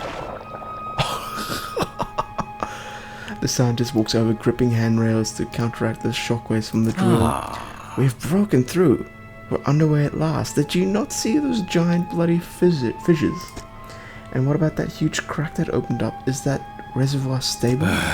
Admittedly, the fissure is larger than my module suggested, but appears to have stabilized. We should consider halting the drill for now. Also, we should be remiss in our duties to the local population if we didn't survey the area and gather some data. In that vein, fisherman, I have something for you. Oh God. The factory has recently become operational, allowing us to manufacture equipment infused with the corporation's latest breakthroughs. So Baldy here gives me a new rod for coastal and shallow fish, but with gold arrows? He says using this specific rod, I need to collect certain samples from the Marrows. It kinda seems like this whole thing was orchestrated by Baldy here. When I look at my map, I see 4 ink blotches, indicating oil contaminations, I guess. Look, one thing at a time. I'm going to finish off the mangroves area first. I have a relic to find. I find another rock slab thing here, but it wants a deformed fish. I currently don't have any, which surprises me. A large downed plane also surprises me, and within this wreckage I find dog tags in particular. A little time later and I find where I need to go in this location. A large man watches me approach. Genuinely looks like he's ready to stab me, but he says from the look on my face I have encountered the local wretches. He's been trying to get rid of them since him and his boys got wrecked here, and they called them mind suckers because they affect the mind. They make you see things, even do things. Now, old mate Mustache wants to leave, but he wants to avenge his squadron first, which sounds reasonable, as they were all picked off by those wretches. First order of business, he wants to make a mortar to bombard the beasts, but he will need some parts from downed planes from his squadron. He will also give me research parts for any dog tags I find and bring back to him. I then quickly see what Mustache means by mind sucking.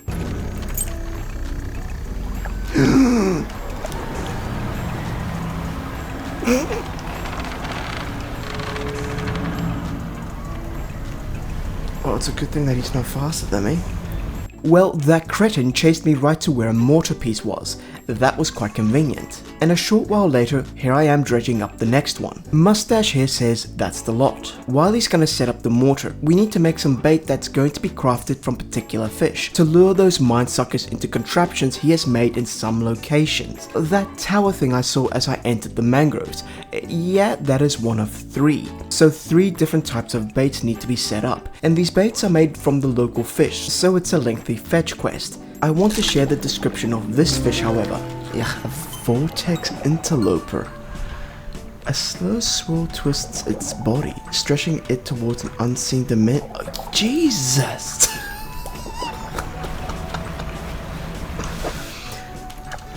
The guy who wrote these things, goddamn,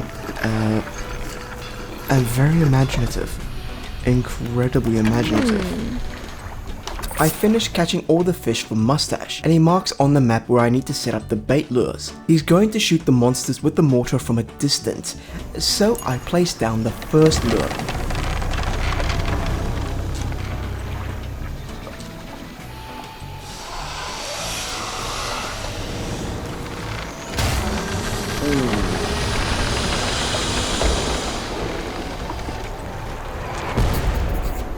Jesus. That's a hell of a way to kill something.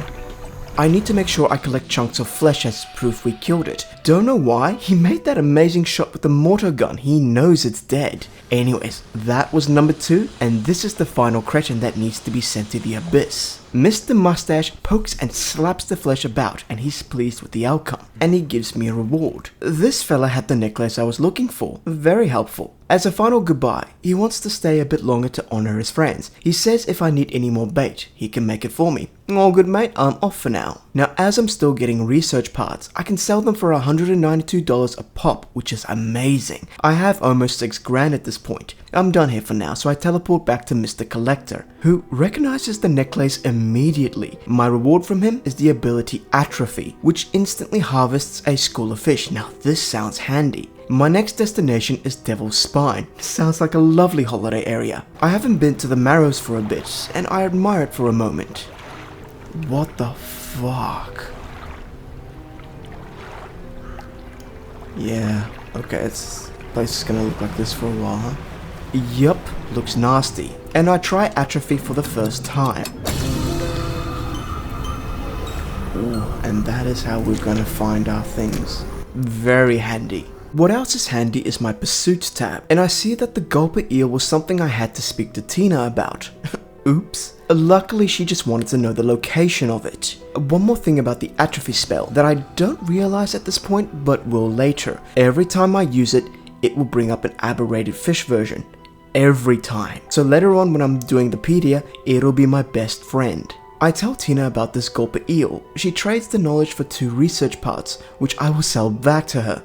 Good deal. I meet a few people at the rig, like this fellow who tells me about the undermarket part, where I can buy anything I usually can from Tina. I give crates to different people and their designated areas, so that they can construct their respective buildings, like this foundry and tech lab. In the latter here, I can spend more crates to upgrade a few of my abilities, like making my lights shine brighter. My spyglass can now mark fish on the map, and the foghorn can now sense things nearby. Now at the factory, run by the same Sheila apparently, I can also get the usual fishing gear, but infused, so they are more powerful. I'm gonna be honest, there's a lot of new stuff here and I got a little bit overwhelmed. I blow my horn as I get back to the core pursuits.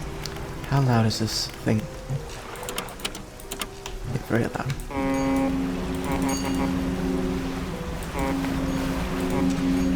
It's hard to notice, but the foghorn does ping fish locations now. Afterwards, I collect all of my pots again, because it's time to move. My new home will be called the Devil's Spine, which sounds very cozy. Well, it looks inviting. It has a red haze to it. I saw a shrine there, so I go and visit this monument, and I'm greeted by a very handsome devil. Apparently, old mate Twitchy Eye was expecting someone. A fresh disciple. He's been calling, and I am the answer. The rite of purification is at hand, and I am to replace him. I am a fisherman, but I agreed to help him for some reason. I am to retrieve 3 fathomless flames from the crags behind us and ignite the crucibles. Twitchy marks the locations for me. Cheers, lad. I move towards the crags, as he calls them. The red haze hasn't lifted, even during the daytime. However, as expected, Tina is here, so this will be my new setup location. And after a few moments, these pots are already working hard for me. I also attached a trawl net designed to catch fish in volcanic waters. I start to navigate what looks like an ancient civilization, with an immediate bump that wrecks my main engine. Strong start, I love it. Good-o. I also keep hearing something. Yeah, that roar is a constant background noise here. Later I find a shrine and return to it because this one asks for what looks like 2 crabs. I get a nice reward, but also one of those fathomless flames. No wonder this place is volcanic. There seems to be active volcanoes under the surface. I'd hate to be in the water right now. But behind some destructible rocks, I see a big boy fishy, all alone. After an unknown explosion, not caused by me, clearly, I'm here catching the coelacanth. I tell Tina I found this ancient fish, and she rewards me, which is quite nice. 2 more fish locations for her to go. I also have these bothersome little fish here that like to stick to my boat, slowing me some, so I tried Banish for the first time. A good thing I practiced because I found the roaring thing.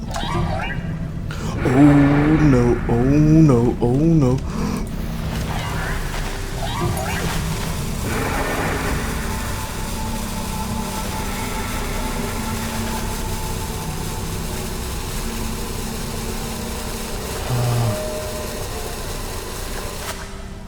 Jesus, it's that guy.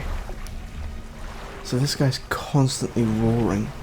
Escaping this treacherous fish, I made it to another shrine, paid tribute of one ghost shark and this pale skate, to which I'm rewarded what I'm looking for, some random bits and pieces and another fathomless flame. I can comfortably sit on this volcano, and those annoying fish can't stand this, it's too hot for them. Now it's 9 PM at night, it's time to have a party.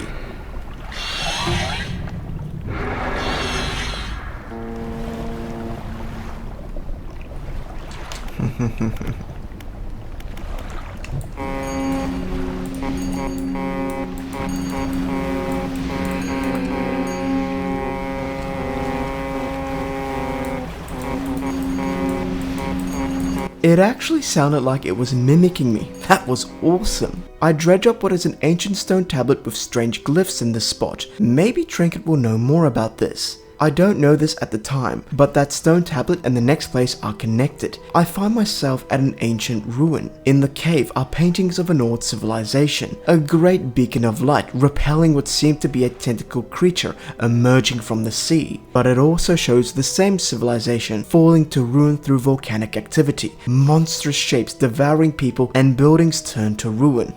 Interesting. There is also this giant lighthouse at the top of the steps with a solid stone door. No handle, but a large socket carved into the face of the rock. I can't go further. Yet. The last shrine needed 2 aberrated fish, but before I part with them, listen to the description of this one in particular. Bony fingers? Oh god. Bony fingers extend through a membrane of mucus, feeling for a target. The frantic eye locks with yours. Yes!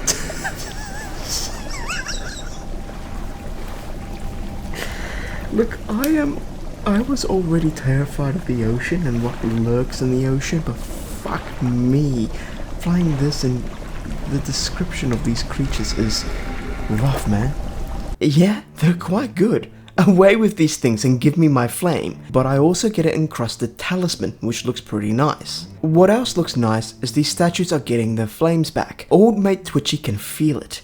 The chill of the deep touches him. It is time. He walks to the top. He takes an antique pocket watch from his robe. That is the thing I'm after, by the way. He says he will give it to me. Almost. It has to mark the end of his journey, so it can mark the start of mine. He starts to chant among the pyre kindling. They catch fire and the breeze picks up. The cold-looking flame slowly engulfs him. He shows no pain, and he continues to chant. In short time, his body has been engulfed in blue flames. I inspect the pyre, and I take what I came for, apparently starting my journey now, which is odd, because at this very moment, I know that the base game has reached its conclusion. I visit Old Mate Collector here, but as I walk up the steps, I'm given a choice. Deliver the relic or conceal the relic. I don't remember being given the choice to conceal it the last time, but anyhow, I choose to deliver because that's what I've been doing. The collection is complete, the collector claims. He expresses he didn't think I had the determination to go through with it. Only one thing remains, but Old Mate asks me that I must suspect something by now. I actually don't know what he's talking about, but he says it'll become apparent soon. He says one more voyage, and this time he will come with me. I click I need more time, funny enough, because I know this will be the end of the base game, and I'm not ready for that yet. I was about to witness ending A, but instead of witnessing that, I have other plans. Those plans involved my Pedia. 102 out of 230 fish have been caught. That is a poor effort, not even half. I'm thinking about tackling the Marrows and catching everything in this area first. I come across fish I haven't seen yet, but those yellow markers indicate to me that they are part of the Iron Rig DLC. Maybe those oil spills will reveal these fish to me.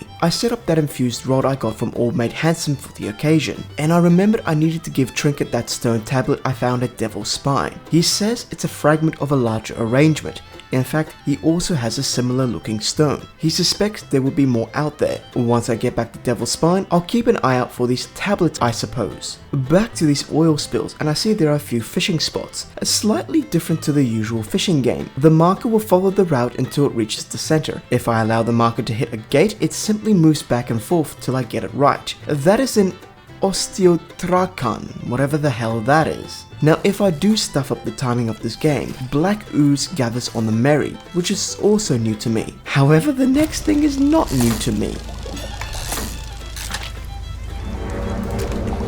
Oh crap. Damn it, damn it, damn it, damn it, damn it, damn it. Let's get out of here. A little while later, I'm back at Mr. Handsome, delivering some samples, but I see I'm missing one, a sea cucumber, which is reminiscent of Stardew Valley. But for this fella, it says it's a crab pot fishing thing. I check my Pedia, and pot catch, yes, but I also see that at the depths of 0 to 25 meters. The waters between the Marrows is perfect for catching this grotesque mackerel. Poor little guy, but not that sea cucumber, so I toss a crab pot which I had to buy for the occasion out into the deeper waters. Davey still looks like he's in deep water, poor sod. Hope he recovers soon. And I finally see something very unsettling.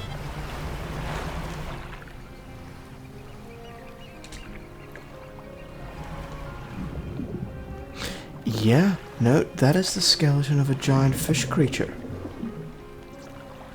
That is the skeleton of a giant fish creature. Like, that thing is huge. Its mouth is bigger than my boat. Well, that's terrifying. Okay, this... With my nervous laughter, I hope I never encounter something like that. I have encountered a sea cucumber, which is nice.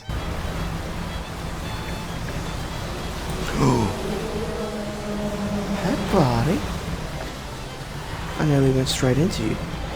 Yeah, the thing that I saw, the skeleton, is significantly bigger than that thing. That is worrying. That is very worrying. Well, oh mate, the other guy that was like, run aground or something, he said that there was like a giant Leviathan that was chasing him, so maybe that is that.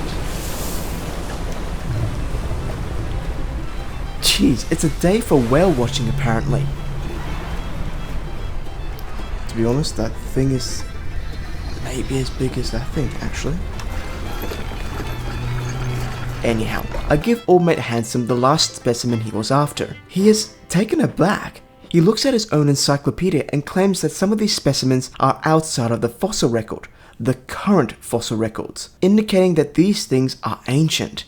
I'm inclined to agree. That fissure opening up has possibly let ancient specimens escape the cavernous deeps. Just then, Philippe gave the order to get that drill back out of the ground.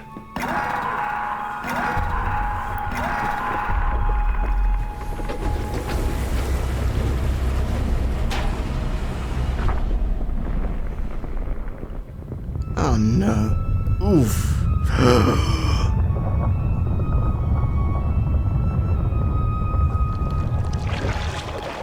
Oh no! That's rough. Well, at least the drill is out, says Philippe. Handsome says from the sounds of it, I might have some new specimens to round up. He also says their engineering and factory extensions have worked on new technology, one which is a siphon trawl, and he would like a canister of dark fluid. Okay then. I see I can help set up the second tier factory, so I supply them with some resources. In this tab I can get a few new trawl nets, one for siphoning black goo, and the other one is a material harvester. There is a second tier tech lab as well, and from the looks of it I simply spent some research parts here to get a bunch of things. I share my thoughts at this point. There's a lot of new stuff and it's a bit confusing, to be honest. I'm not exactly sure what's going on.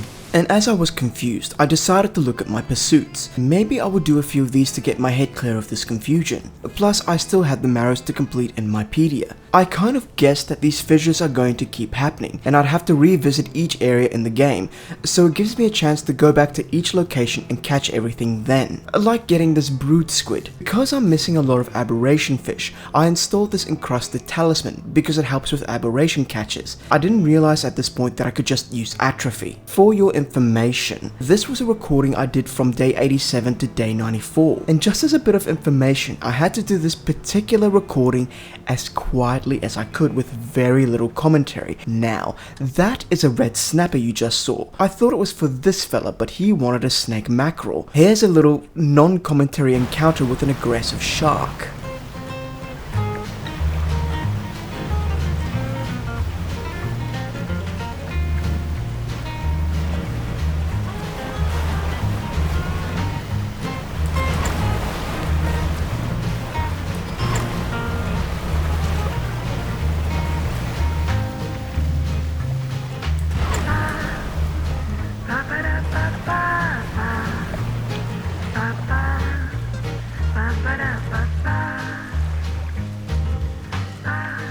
Well, that was fun. I just played with a great white shark. And moving on. It was for this yellow-robed freak, upstanding thing that wanted this red snapper. Now he wants a fangtooth, and it looks like it's going to be a small boy. I am a fast boy. Check out these reflexes.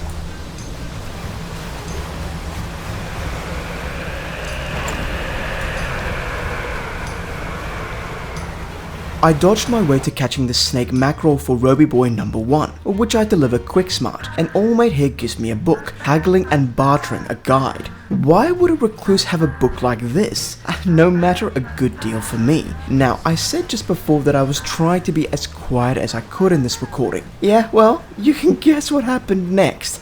I was biting my lips.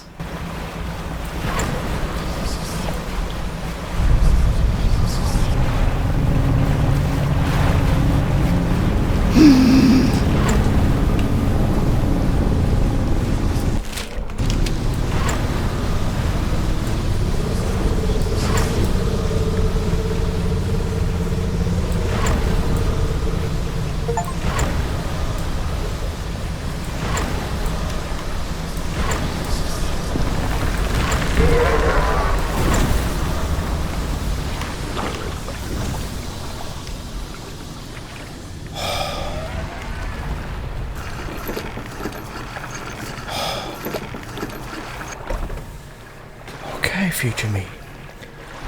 I just encountered the Leviathan.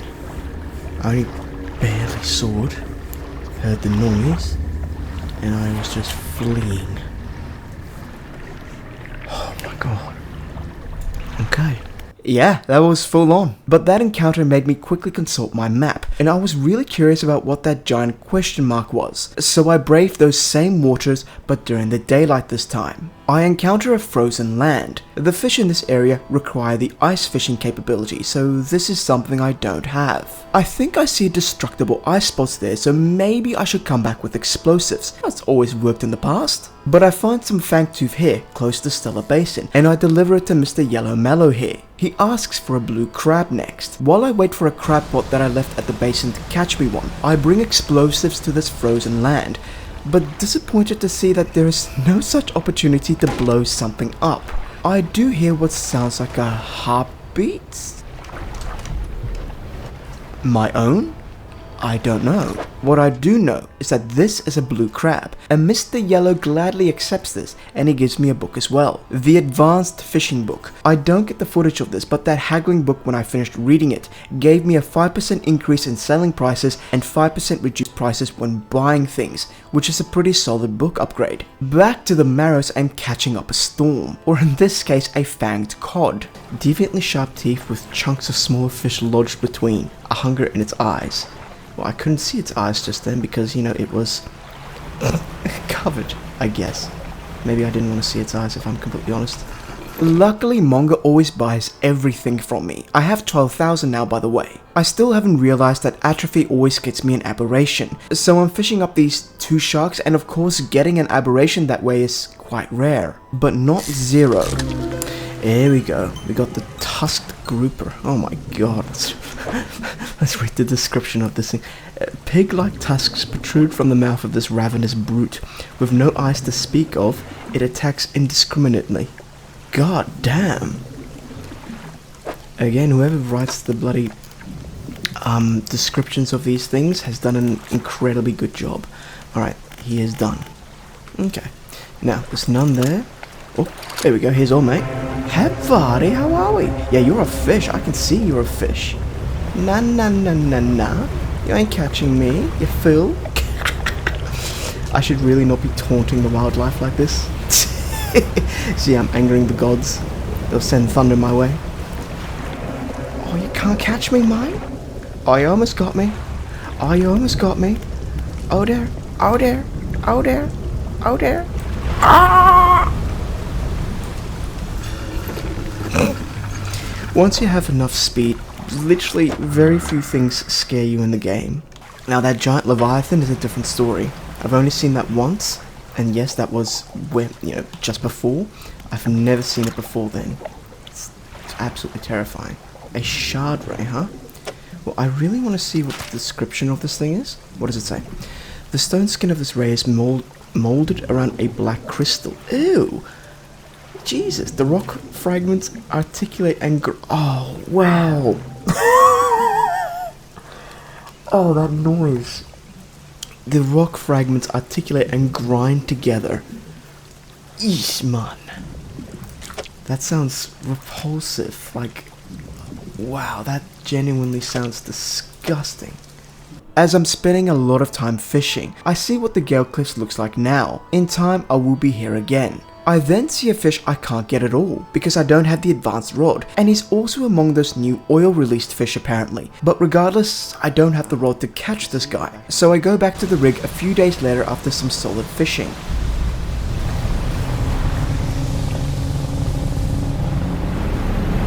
Did that thing just show up again? Yes, it did. Huh. Okay, that just got rid of it. Oh my god. Wow. Jesus. It looks like docking gets rid of anything attacking me. It's good to know. I want to have a good look at everything new that's at this rig, like the siphon trawler. I need a few canisters of this goo for more upgrades. I go and slurp up some of this goo then, but I was worried about slurping up too much because what if these new fish I haven't caught yet needed this goo to spawn? So I continued to spend an eternity catching these new fish, trying to get their aberrations. I got to the point where I just threw all the fish back into the ocean, as once I caught them, that's enough for the Pedia. I don't need money anymore, because if they disappear, discard 25 fish. You are unwanted fish. Well, anyways, I methodically catch them one by one. There we go. Nice. So, it is doable. So, an axiomatron, matron. Mouths within mouths, chambers within... Okay, let me just catch my breath here. Mouths within mouths, chambers within chambers. The matron's grip is terminal. Yuck. I'm definitely selling you to All Mate. No, I didn't want to do that. So, eventually, I feel comfortable enough to maybe clean up one of these giant puddles. I do need at least one canister to get that advanced rod for one of these fish. The advanced oceanic thing here. And I use it to hook a swordfish. So I'm nearly done with the Marrows area. And unfortunately, it stays unfinished for now. I spent an eternity sleeping, waiting for respawns and trying to catch the aberrations for the last few fish, which is the swordfish and the sea cucumber. The latter is just waiting for a crab pot. I hadn't realized that I could use atrophy to get the aberration types for all the other fish. I put the Marrows on hold and get the material harvester crab pot, because apparently this thing will catch building resources. I think it's funny tossing it underneath the rig, catching their fallen materials and selling it back to them. I check my pursuits tab again, and at this point, past me now realized I had one for each DLC. Core Pursuits, which is the base game, the Iron Rig, and the other ice place is the Pale Reach. I don't actually know how to start that journey, however. I also note that I have 2 pursuits missing in the base game. I will have to look that up, I think. For now, I'm heading to the Gale under the cover of darkness, but my lights are amazing. Luckily my lights completely illuminate the entire...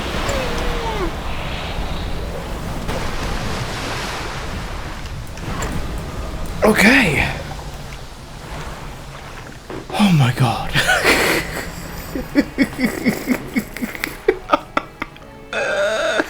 Oh, that's fantastic. Let's park our keister here for a moment, because that was good. Get assaulted by the Kraken. Good golly almighty, I was expecting something. I wasn't expecting that. So yes, I will start the same process at the Gale Cliffs, systematically catching every single fish I have missed. I am annoyed at my past self because he doesn't realize that every time he uses the atrophy ability, it brings up an aberration. God damn it. The flayed mackerel. Rendered flesh with muscle and bone exposed, this gory mess of a fish can't have lived like this for long. I shall toss it back into the ocean.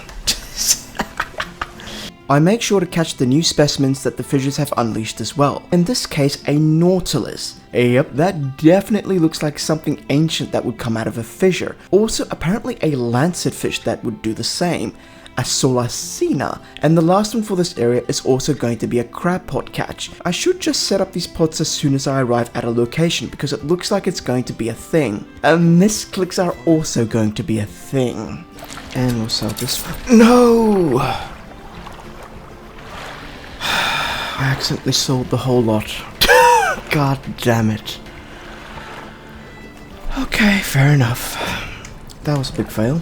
Oh, don't worry. While you set up a crab pot, you can catch them all again. As you can see, I did that and I came back for this trilobite, which in a timely fashion I hand over to All Mate Handsome. He draws vials of blood from these specimens and he does his thing. I do my thing, which is stealing lost materials from the company using this material trap. My chance at another swordfish has resulted in no aberration. Gives you one opportunity. I wonder if there's something in the game that gives you a higher chance of getting aberrations. Like, I remember that other little thing I had, and I could just chuck that back on as well, to be honest. I may have to do that because if I'm getting one chance a time, it's a bit rough. I mentioned that talisman and I do reattach that one again, and at this time I still haven't realized that atrophy is the very thing I'm looking for. But here's a banger. Here we go. How do you say that? Bifurcated gar? Bifurcated. I don't know how to say. Jesus, look at that image. A once strong body now divided, clinging to life through coiled channels of blood and bile. Oh my god. Jesus. Toss it overboard. It's fine if I toss it overboard because I have it now, so there you go. Good stuff. Good stuff. Okay.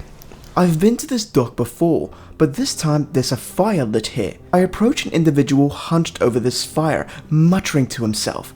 I meet the old mayor, as it says in the name title. He asks me straight away, did I throw it back? Which is strange. When I say I don't know what he's talking about, he says, the book. To which I say, I think you mistook me for someone else. He retorts, I'm not seeing things, it's really you, isn't it? I ask him, who do you think I am? To which he starts to mutter to himself, oh, it was him and his damned wife. They dredged up that old book, but something cloaked in fog followed it out. Right through the boat, boom! It spoke. It said it was coming for our breath, that we wouldn't need it soon, and then the darkness crashed down. An age later, some of us washed up on shore, and him still clutching that book. Throw it back, we all cried, as the fog rolled in. We thought surely it could still be undone. Look, I like stories as much as the next fella, but Old Mate isn't making any sense. What book? A book of silver and crimson, covered in her blood. Again, he shouts, throw it back! He begs me to speak to the lighthouse keeper. She saw, she knows where it came from, and where it needs to go. Well, that was a jolly conversation. Okay, well that's the old mayor. I feel very safe sleeping tonight next to the old mayor. He may throttle me in my sleep, but find the fact he didn't. As I'm fishing around this area, I clear these destructible rocks to make easy paths for me to navigate through. My old gamer instinct kicks in. I have to check behind the waterfall, and I see a giant fish here, an oarfish. I do believe I need to speak to Tina about this particular specimen. That particular chest also had some goodies, but less exciting stuff at this stage of the game. Tina is excited when I tell her about the oarfish, and she says the last one, the Goliath tigerfish, could be somewhere in the swamplands. It's good to know. Here's some nightmare fuel for you. I think it's only this guy and... there we go, a clutching nautilus. My god, that looks like a goddamn hand. The hand of some forgotten sailor, taking refuge from an ancient storm. Today, at last, it comes ashore. Wow, I'm actually selling this one to someone because that is grotesque. I'm selling a hand to this person, an ancient hand. After selling the hand, I was looking for a conger eel again. Oh my god, oh my god, oh my god, oh my god. Oh. Okay, at least I can move faster than him. You fool. Okay. Well, not the eel I was looking for, and I finally realized that I can use the atrophy spell to get aberration fish. I needed to confirm this for myself. It was on cooldown, so I obviously span around on the spot until I was finally ready to confirm this. That fish below is probably wondering, what the hell is this thing above me doing? Then never you mind, fish. Alright, am I good to use you now? No, not yet. There we go. Okay, let's see this.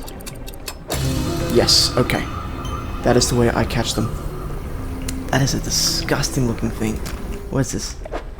So this is a ivory impaler. An ivory impaler. Strips of flensed flesh. I don't know what flensed means. Flensed fish course around a spike of impossible metal. Underneath rope tendons, it bears a name unremembered. Jesus, I think All Mate and the thingy's gonna love eating this thing. Yep, I'm going to feed this to All Mate. Yeah, give the guy a raise, whoever came up with the descriptions of these fish. They are grotesque. They are absolutely grotesque.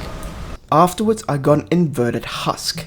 It's a sea cucumber. And guess what? That is everything for the Marrows. The first location is done. I feel it's my obligation to do some of the cleaning here, and I get some of those canisters of oil. I'm delighted to see that the fishing spots for these fish are permanent, and they don't disappear as I suck away all this oil. I gather what I need, and I soon get bored of cleaning. Cleaning makes me insane, apparently. No. Off my ship, Dark Splash. You don't belong on my ship, mate. Ever seen a man talk to a bit of oil that's landed on his ship saying, nah mate, you don't belong on my ship? Well, now you have. I returned to the rig with pockets full of oil canisters, one for All Mate Handsome, of course. Just then, something happens outside. Down in the deep, something begins to brush against the leg of the rig.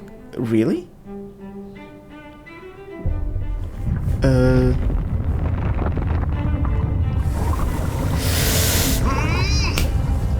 Can you not, mate? Jesus, those eyes. Oh, that's terrifying. Oh no. Well, there goes the entire thingy area. There's something gigantic, something incredibly powerful gripping the rig, so it's really here. Mate, what are we dealing with? The scientist steps away from the nearby window. Knuckles still white from gripping the frame moments before. Fisherman, the structure, the people on it. Can't stand up to this. I had a student. She was developing some technology.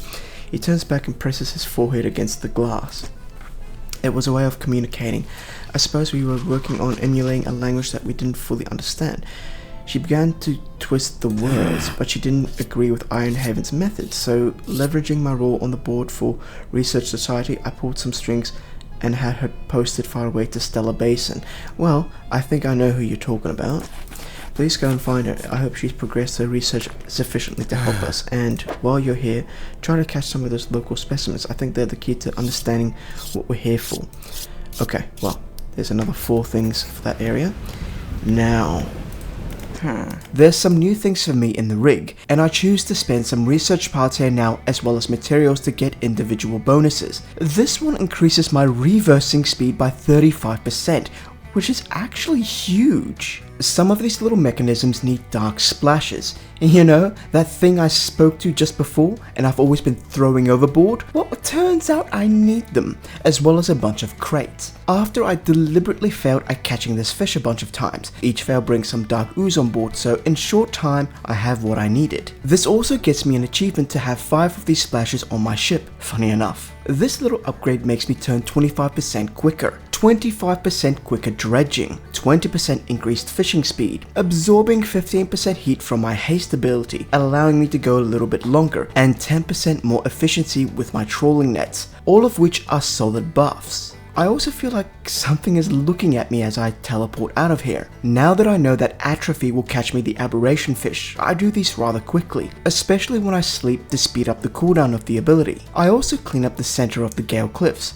I like this area and it hurts my soul seeing it like this, and once I cleaned enough of the gunk, the rest dissipated before my eyes. Very nice. Do you remember this rock slab thing I failed twice the last time I was in the Gale Cliffs, maybe 100 days ago? Once I slapped 1 decorator and 2 rock crabs, the puzzle was solved, and in return, I get this. So I'm not supposed to revealing a sunken chamber. Am I literally going to put my hand into here and grab this? A formidable cage with a vast gaping maw, sure to swallow up anything unlucky to stumble into it. Nice, very nice. That's actually a crab pot. I have a closer look. It's a 6x6 pot, or mouth, and this thing has a 10% chance to get aberrations. I can't use atrophy on crabs, so this thing is really going to come in handy. I wish I did this thing way back when. It's day 127, and I decided to look at my core pursuits and actually look these bad boys up, as I wasn't sure what they were for. I found out and I traveled to my first location, and I was blessed with a wonderful spectacle. Oh yeah? Get some, mate. Thank you, sperm whale, you have saved me. Meow. I meowed myself over to this purple cloaked fella. You guessed it, the last unknown quests were for 2 of these types of fellas. Number 1, an infected tarpon. The disease is just a byproduct of my negligence for his lunch. A once healthy looking horseshoe crab for his breakfast, and he waits a further 10 hours for his second barrel eye lunch. In return, he has given me a book called Pushing the Limit. Engines, a good read, I'm sure. I expect something similar for Mr. Redshirt here. For his early tradie breakfast, he wants a cusk eel. Nothing is stopping me from pleasing my patrons, not even a tornado that locks onto me and bothers me some. Oh, are you chasing me, are you? No, you don't. But that is great. Because of that turning point thing, I was able to dodge that. That's amazing. Because I was thinking, I'm like, that noise is not going away. I had a quick gander behind me, I'm like, oh yeah, fair enough. So it seems to have locked onto me like some kind of homing missile. A homing whirlwind, if you will. And I'm like, nah mate, you're gonna have to try harder than that. Yet no whirlwind will stop this sailfish lunch, and for his afternoon brunch, he has an aberrated frill shark. Apparently he doesn't care if it's been specially prepared differently in the ocean. As thanks for feeding him, he gives me nautical engineering. I'm still reading the other book, so I don't go into the cabin at this point. So, I have all the pursuits, but I see I need to catch that rare fish in the swamps, and I need to find those stone tablets for Trinket. I'm gonna put a lid on that for now. And I must have fished up everything in the Gale Cliffs because I'm setting myself up at Stellar Basin next. My first thought was the Aurora jellyfish. Remember, that guy can only be caught with a trawl net at nighttime. No atrophy or giant maw crab pot. Just maybe a lot of time. Or if you're lucky like me, a few moments. Right, you know what, instead of doing that, I'm actually... Oh, that is appreciated. We actually got that one on our first go as the very first thing we caught with the trawl net. I also make sure to catch the new things in this area as well, brought in with those lovely fishes. And as I go drop some of them off, I hear something again. Thought I'd quickly catch that thing. Oh.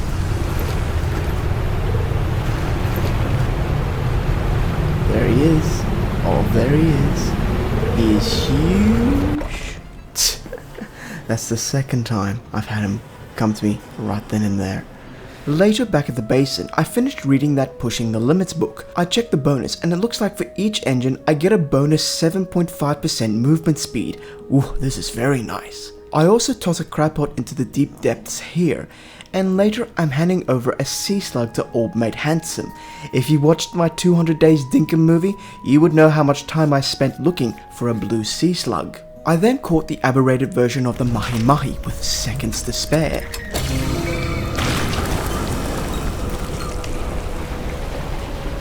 Oh, that was very close. Whew, goodness me. Okay, found another thing here. I then remembered this stone slab in front of me, asking about 4 large powerful fish, sharks of course. Before I get to that, I got back to Miss Oranga over here. I tell her that someone from Iron Haven has sent me. That someone was Mr. Handsome of course, and with sorrow she says she knows him. He's the reason she was posted so far from home. She was his student. Anyhow, she was here working on some sort of defense mechanism, though she wouldn't call it that. To keep it simple, something that emits signals to communicate with anything you wanted to. I used it to keep that Kraken at bay in days gone by. But when I used it, it emitted a signal that broadcasted a single word, flee. This sounds like it might work with another Kraken boy rudely holding on to a rig. She has given me the schematics, so someone at the rig should be able to make it. I've also caught everything I need at Stellar Basin by this point, and a short time later I have caught 4 different sharks to appease this rock slab thing. I received the Viscera crane as a reward. I'm on my way to the rig with the schematic for the defense signal when a whale comes and says hello again. Old Mate Philippe is asking that the plan is to build some sort of machine to repel the tentacles, and that's the general idea, yes. I need to provide a few things, and lucky enough, I have such things. Once completed, the machine is turned on to broadcast the word flee. Now this is probably going to make it so angry that it's going to send even more ripples. Yep, it's sending more ripples. Well, turns out I was wrong. No more fishes have been caused by this action. Oh, look sharp, the boss is here. Philippe is trying to explain to Big Boss Boy that the seafloor here isn't safe to drill, kind of like it's a living fault. But his pleas fall on deaf ears, he ain't interested, and he demands that the drill be plunged back down into the depths. Well, this sounds good. An executive and all that sort of stuff has decided to go even further, and of course it's gonna go, oh yep, the old swamplands.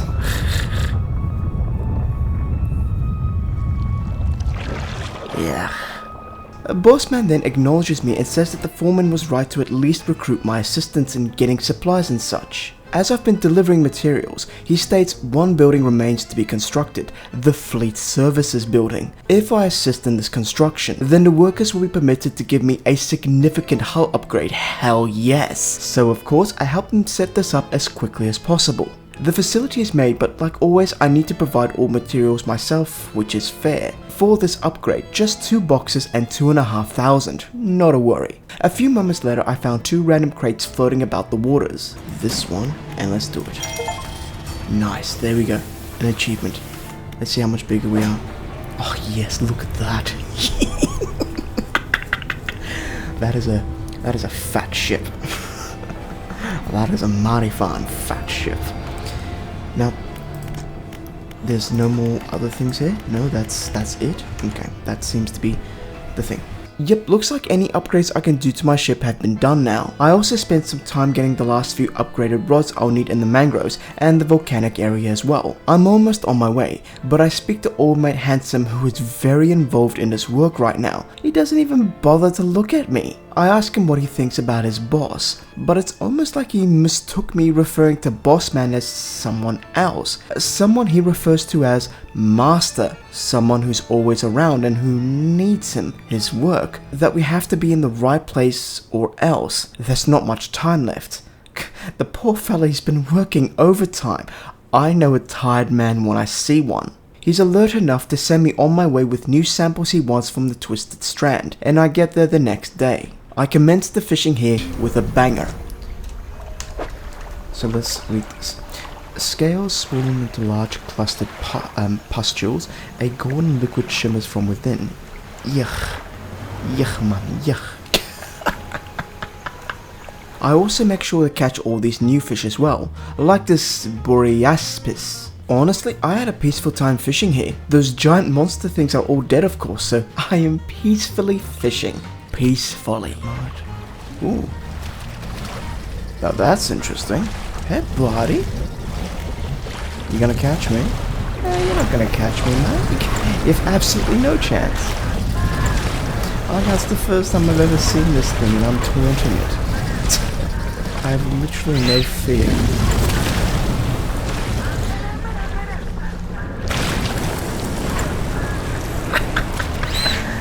I should probably be more careful, to be honest. Okay, yeah, now let's actually be a bit more careful now. Alright, what's this guy's story? Crooked talons hang from its fins. Periodically they shudder and come together, grasping like a hand. Yeah, back into the abyss you go, mate. I do not need that. No, I do not. So that's good. Okay, cool. The aberration of... whatever the hell that is. Twisted Strand. Let's have a go again. I sometimes see something out of the ordinary. Whoop. I just saw that entire ship that was up and above. Allmate Handsome is still clutching his face, being overly involved in his work. I give him his last specimen. He really starts rambling at this point, talking about finding out where the blood comes from, that the Elder communicated in power. Look folks, all I can say is a good night's rest. This poor fella's been working tirelessly without any sleep, I imagine. Get some rest, friend. Bossman is outside, wanting to give the drill another push as they're nearly there. Philippe really doesn't want to, but he's quickly subdued with a filthy look presented by Mr. Important. So the drill goes down once more. Oh dear.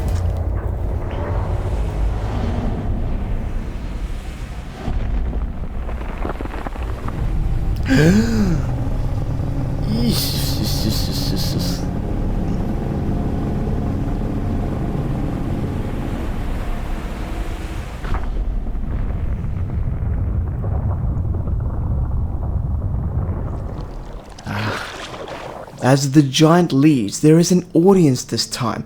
Everybody with their little pig noses squished up against windows in total awe. Although Philippe declares it is the right time to panic, Bossman replies with, "No, we are close and it knows it. How long before we break through the next layer?" Either this guy is oblivious or, just a prick of a man. Lives are in danger, which seems like an obvious fact at this point, and he's just like, get it done. I'm asked to help at this point as Bossman wanders off. He won't listen to reason, but maybe an operational setback might work. Philippe suggests finding a way that damage from a force of nature might be a way to shut this operation down, like maybe shutting down the noise-making machine for a moment. Okay, I will think about it. Later, I inspect the repelling machine. Apparently no one is guarding it as I'm loitering around. I don't know how this works, but maybe I should go see Miss Ranger to see if she could help. Speaking of scientists... Hey, buddy.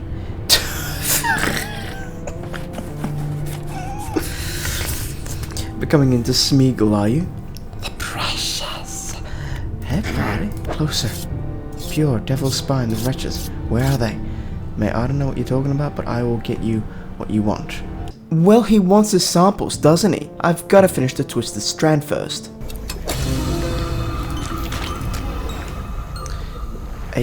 It's literally called a broken arapaima. Scales plucked from its skin turned leather, eyes paled from the agony of knotted muscles. Oh, dude. Bones unset and set untrue. Yuck, man. I locate the stone slab again, offer a grotesque fish of some kind, and I get a decent rod thing, and an achievement for solving all the shrines. Good stuff. I had to look up the location of the Goliath tigerfish I needed to catch for Tina. I had to blow up this stump, and it was in this section here. This is great news, because that's all the specimens she was looking for, so that's something crossed off my list. Also, there was another message in a bottle here somewhere labeled question mark. A footage is lost to me, but I'm gonna read it now. My darling, I have found you at last. When you left, I was scattered to the winds, but now I feel almost whole again. There is just one thing left to do. Throw me back. that's an interesting message. Catching everything in the Twisted Strand is also something I can cross off, so I think. I don't realize it just yet, but I do go make some sales to Old Boy Trinket. Speaking of Trinket, he said I needed to look for more stone tablets. That's going to be in Devil's Spine, so I'll be looking for fish as well as looking for any dredging spots. I make sure to blow up ancient ruins when I get the chance to make more paths for me, and I indulge in a little literature. Yeah. Alright, let's see this guy. The ossified Cerebin. Chittering mandibles scythe the air in front of the deep dweller, its small body encased in a suit of thick bone. From whence you came, little one. There was also this ancient lighthouse here, and at this point I was unsure what I needed to do. In due time. For now, I want to do some relaxing fishing.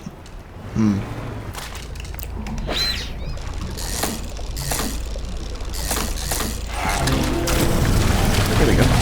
Ooh. Jesus. Okay, that time it got me. Yeah, he got you, and he took that wormfish you just caught. What a bastard. Luckily, he didn't get me as I was catching those specimens for that poor tired scientist. And after this next catch, I get something. Nice. Catch all the known species of fish in the Iron Rig. Beautiful. Yep, all the fish for the Iron Rig DLC have been caught. It's going to be interesting because I know that I haven't caught all the fish because, no, there is still 200, there's still quite a few fish missing, like 38 or so. So where are these other fish then? And I'm very curious about how I start the next pale section.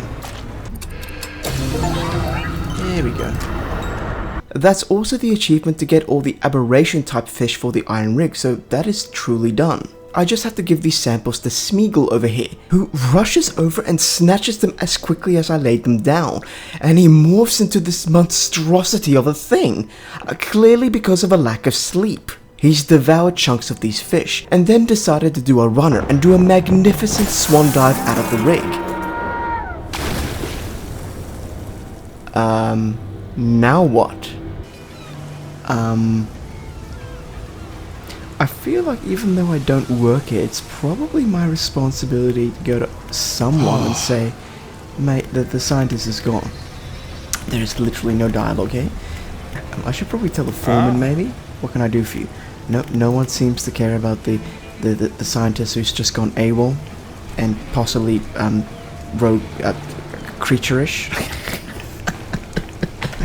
Well, that can be problematic. Well, I think this is a bit off. Okay. Oh well. From the looks of it, I still have open ocean fish to catch as well. Also the Pale Reach. It's likely here, but how the hell do I start this content? I don't dwell long on this because something catches my eye. Those fish I caught for Tina, I need aberrated versions of them as well. So I head back to the water for oarfish, and at first I'm a little scared. There's no spawn here. Is this a case if I did it once I only had that one shot at it? Luckily no. At the rig I can get this exotic bait. I need to visit Orbmate Mustache with his mighty spear, and he makes me a bunch of mixed bait. Then I suck up a bunch of this oily gunk, and then I get Sheila to make me what I need. It sets me back $700 each time, by the way, one of the more expensive things I've had to buy. So I methodically tossed the bait at each location and caught the aberrated versions of each of those fish using atrophy. Thank God it's a 100% success chance. And thank God for my haste ability as well. Oh yeah. Ah yes, there we go. Hey buddy, how are we? Oh, okay, fair enough. Fool.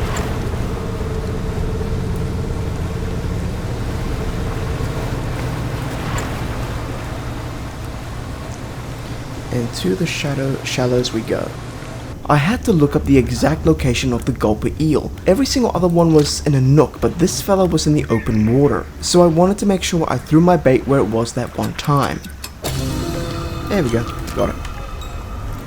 The Famine's End. Goodness me, the Famine's End. What does it say about this fish? Devourer in the deep, unfurler of moors, engulfer of the lost. Give that man a raise.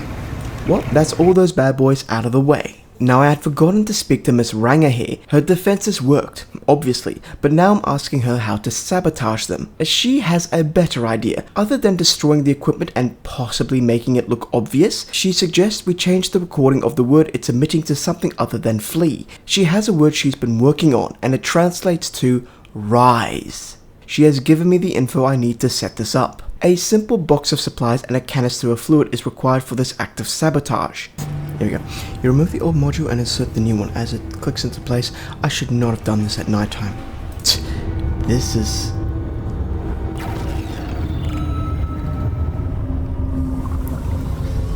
oh my god.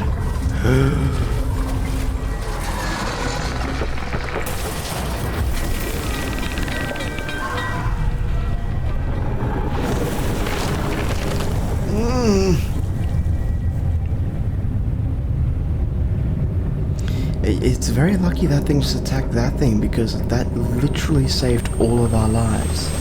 Well, that was a roaring success. Everyone has been given the order to evacuate. They just have to sit tight and wait for helicopters to come to the rescue. While they wait, the place is still functional. I can use the facilities as I please, and I get an achievement for this. Having a look at the pursuits, I also had to confirm this for myself, but this is the Iron Rig DLC done and dusted. I quite enjoyed this piece of content. I look towards oceanic fish I have to catch, and kind of set my eyes on fish number 230. I don't realize this yet, but this specimen is completely unknown, and I'll get to that later. I'm also at 41 out of 60 achievements at this point, quite a bit left actually. I catch an ocean sunfish, and this one in particular is quite rare. That's also an achievement for catching all known species, but I still need 2 aberrated versions of this fish, and its spawn is quite rare. And because it's rare, it really got me curious about that Pale Reach area. How do I start this content? I packed some explosives because maybe I need to blow up some paths or something. I reach this Iceland place again, and I decide to circumvent it. Go around and see what I can find. Again, I thought I could blow these up, but that's not the case. It's a short trip around and I see some light down here, and it looks like Tina is already here. I should have known. She's asking me if I'm here to investigate the ice field as well. That it seems to have appeared out of nowhere. It must have drifted up from the south. When she set up her pontoon, she noticed some old looking equipment on the ice. For once, she's not the first person here. I'm asked to check it out, so I do that in the morning. It's an icy workshop over here. This stuff seems really old, she says, but from the looks of it, whoever was here was trying to build an icebreaker, a reinforced structure attached to the front of a ship to safely break past through ice. She says she could probably make another one looking at these plans left behind. Most of the materials are here, but a few bits and bobs are missing, specifically tempered angled metal. Well, that looks like a giant thing that I do not have. I apologize. Right, so let's go ahead to her. Yeah, fish market. Nope. No matter, I can see that she sells ice rods. These will come in handy here. I navigate my way into this ice field, and I see more of these odd rock formations. This must be where I break through with the icebreaker. I make sure to fish up anything I come across. I have finally started what is called the Pale Reach content. As was my attitude at this point, I don't need money. Once I had the fish type, I just chucked it all overboard. There's no need to clog my inventory. After a short trip in, I see another familiar face. What are you doing out here? Fishman, I didn't expect to see you this far south. Yeah, likewise. Well, this is fortunate turn of events. There's a narwhal somewhere in the ice field. I couldn't get any further in, so I've been trying to take a picture from here with no luck. I tried placing some scraps of fish on that ice sheet over there to entice it, but I didn't have enough to hold its attention. I just threw away all of my fish. I don't suppose you have any fish you'd be prepared to donate to the person. Yeah. God damn it, I literally just threw all my fish away. Of course, I fished up every location as well. I have to go quite far to get the fish I need, but listen to this weird goblin shark description. Yuck, a grizzly shark. Good lord. Errant teeth push through failing skin. A single mouth is not enough. Ew. So I finally return, and I want to give this narwhal a meal it will never forget. Oh, you're kidding me. That's all those other fish gone.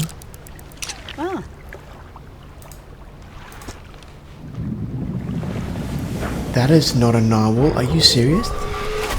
What the hell is that?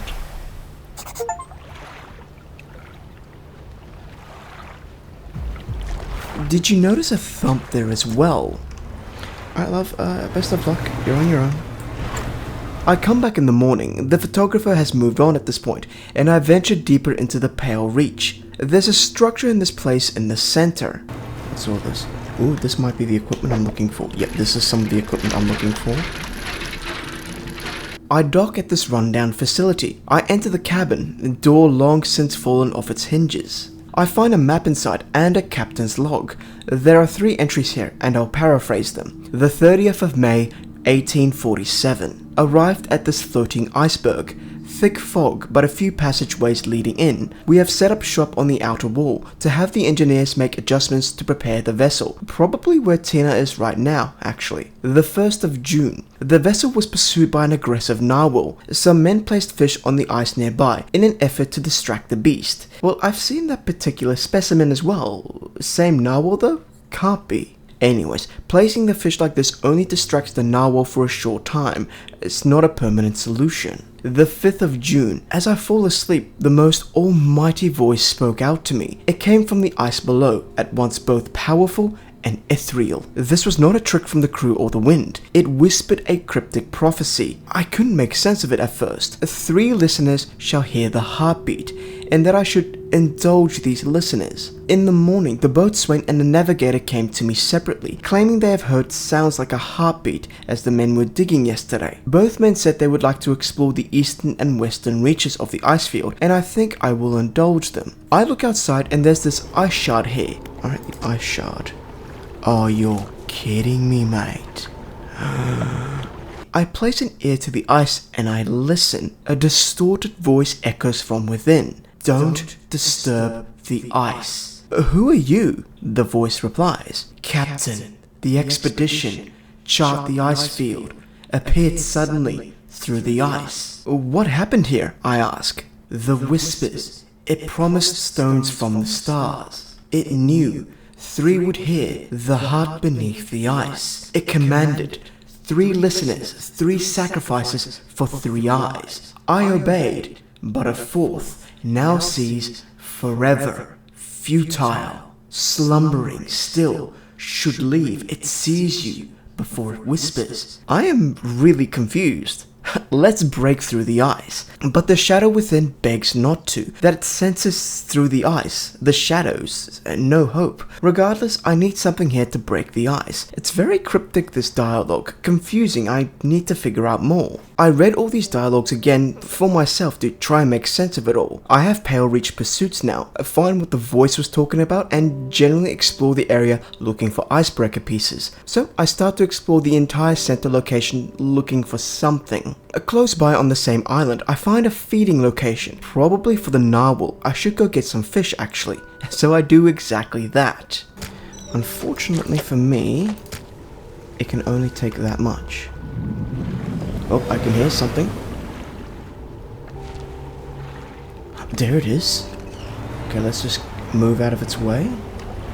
Of course. Is that still the same narwhal? I'll be completely honest, that actually looks like a different narwhal. And of course we've lost, vital equipment. Right, I can't do any fishing without that thing, so I'm gonna have to go and get that sorted. There was also a heartbeat there, and later, right, so I don't know how long it keeps that narwhal fed. And can I be honest, I played maybe 2 days ago. That narwhal did not look like the same one. But I'll be completely honest, I am quite confident that I can outrun this narwhal. Is this going to be the famous last words, is it? A bulbous toothfish, vessels feed a distended, fluid-filled body, a shadow stirs inside. I can see that shadow, that looks really off-putting. With all mate Narnia fed, I explore at my leisure. I see another feeding location over there, some dredging behind the icebergs here, and another narwhal feeding spot here. There seems to be plenty of locations to feed Narnia, it seems. But I'll be completely honest, I've circumvented this place twice and I'm not seeing anything. I decide to go around the entire outside of this place. I see a few entry points from the outside, blocked with ice, so I'll break through these later. A figure dressed in a white robe, and this fella wants an aberrated ice fish, but the fractaline one. I think I stopped reading when I saw aberrated ice fish, which may irk me later. So I wanted my atrophy spell to finish its cooldown. You spin me right round, baby, right round. Gonna fish me up some aberrated fish now. There we go. Discard you. And let's read this. A feral lizardfish. Okay. A bipedal body, burgeons with primitive limbs, preparing for an ascent. Oh my god, throw that thing back into the ocean. That is disgusting. For a moment there, I just had a moment. That movie Evolution, that bipedal lizard thing that came out of the golf course. Yeah, it looked like that. My god, that is grotesque. It's amazing. I like it. From this angle, I see a yellow light in the pale reach. I didn't find that before. And after going around the entire area, I have to say I didn't find much of note. I think I'm missing something. I also take a thawed out ice fish to old mate here. Okay, now he wants a specific ice fish. Well, that is very unfortunate. I'm gonna have to come back to you, mate. You didn't want that glob of water? Okay, well, I'll come back to you later, okay, mate? Now, I didn't want to keep feeding Narnia fish here as well, and I wondered if I could just outrun him. Yeah, I can outrun him, but from the looks of it, he locks onto you, which makes him a constant threat if I don't feed him. So it looks like having to feed him is going to have to be a thing. Which brings me to the other feeding spots. Remember what Narnia did the first time I saw him? There we go. Okay, I finally figured out what I needed to do. Okay, that's what I needed to do. That should keep it satisfied at least for a little while. Good stuff. Okay, we're making some progress here. I see a dredge spot and it looks like a piece of icebreaker, which is good news. This is frightening though. What the hell is this thing? Is that a claw? That is a giant claw. I dock and it seems I'm not the first person to do so. There is an abandoned camp here. In the tent there is a journal with some log entries, which I'm going to paraphrase. The 2nd of June, 1847, a captain gave orders to set up camp in the center of the lagoon. Everyone saw lights in the ice and everyone got treasure in their minds as a result. Treasure hunting wasn't the point of the expedition, but as the captain will get the lion's share of whatever we find, he was willing to bend the rules a bit. The 4th of June, spent the day digging. Can't remember the last time I was this tired. As I rested with my back against the ice, I started to hear something, different from the picks and shovels we were using. This was a low rumbling from the deep. As the days passed, it started to slow, but then quickened like a heartbeat. The 5th of June, Captain overheard me tell a few others about what I heard. He summoned me to his office, thinking I was about to get my pay docked. Not the case. He also knew something and he wanted me to describe it over and over again. He wants me to help find the cause of it. I said it sounded like it was coming from the east. Tomorrow we are setting off to see what we can find. Maybe I'll get a bonus after all. So this is the east side from the sounds of it. There is another shadow in an ice shard here. An anguished voice cries from deep within the ice. Help me, frozen so many years. Free me, please, break the ice. This is the boatswain, the expedition, the terror. What happened, I ask? The figure contorts through painful shapes. We saw lights, dancing in ice, dug deep, didn't know. I heard it, the heart, beating under the ice, the cracking, waking, the noises in the east. I brought the captain here to find it. The hand in the night, shadow of claws. I turned away, just a moment, the pain. The claws, my back, so cold, so dark under the ice. Please, break the ice. Well, this fella wants to break the ice, and I have seen that thing in a dredging spot. I can't get to it yet, so he's gonna have to wait a little bit longer. I need to go to the west side, and I'm trying to feed Allmate, but he's getting impatient. I have to flee or else he eats my boat. I eventually sidestep him, and I get him his ice dinner prepared, and this wall is history. And that's another claw, is it? They're both claws, actually.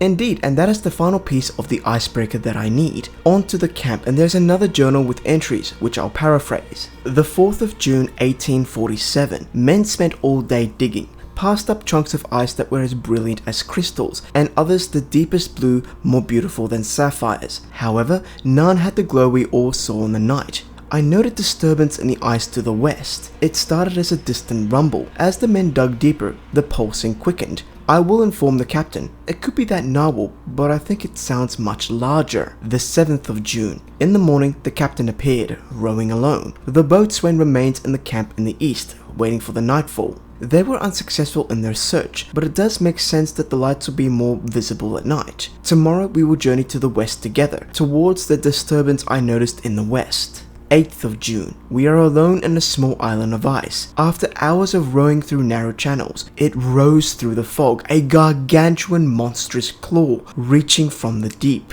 The creature seemed to be dead. I wanted to turn back, but the captain insisted we investigate. He is on edge, his head turning this way and that, listening for the slightest sound. He is convinced that something will happen after dark. As the last light from the sun fades, I have a sense it'll be a long night. Some joyful reading, and another shadow in the ice. A voice in anguish. Trapped forever. This prison. Get me out. Break it. Somehow free me. I'm the navigator. Find safe passage. Chart the ice. It came from beyond. The digging. The cracked ice like a web awoke the ice heart. I told him. Whispers in the west.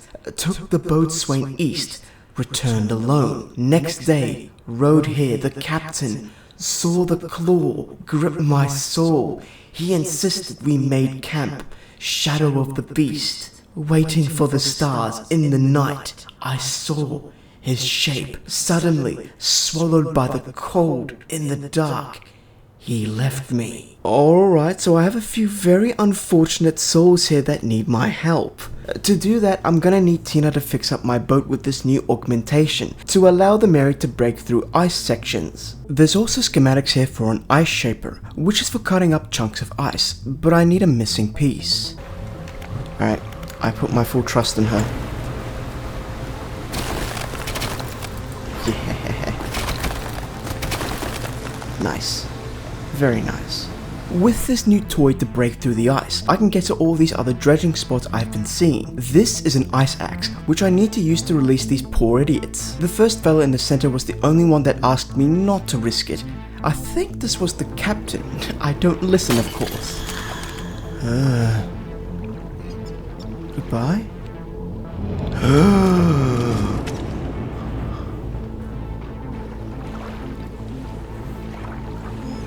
Yeah, that was a bit frightening, but I see a frozen heart here, which I take. Oh my god, what am I about to unleash upon me? I pay no heed to my fears. I break through ice paths and I find more ice axes in the depths. I also find this big stone slab that looks like it needs these ice hearts. So yeah, I definitely need to free 4 haplosods? Wait, 4? Anyways, I'm breaking through lots of ice paths that lead me out of here that gets me thinking. Because something tells me, because if I'm completely honest, I can see that there is an achievement here. Let me just get to it. If I can, for goodness sake. Evade that which stalks the disturbed sediment. I'm wondering if this is going to be me running away from whatever the hell I'm about to wake up. It could be. No, none of you. Don't want you. You can whisper to someone else. Oi. Let's see if that becomes a thing. I can free the boatswain next. I see that thing up in the distance. Did you see that there for a moment? Oh god. Okay, we shall take this. A quick detour. I give old boy here the fish he wanted. The correct fish. He wants an aberrated sea star next. Which reminded me, I haven't set up my crab pots in this area yet. I don't get to that yet. There is a poor soul that needs to be released with another ice axe I have located. This is the navigator, and I release him as well.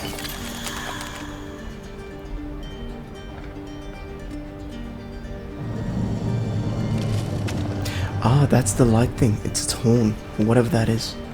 Yeah, maybe that yellow horn is that light I see in the distance, meaning this thing is huge. Another dredging spot, and I find that ice cutter equipment Tina was larping about. She says that it's ready to start cutting, and she cuts me up some ice slabs. The purpose? They increase the longevity of fish in my hull, which at this point you've been seeing me throw everything overboard, so a little late to the party here. Also, this was my own fault, but I finally tossed some random crab pots I bought from her to get this started as well. I randomly buy all the ice she has, stocking up for no particular reason, but it worked out well for me in the end.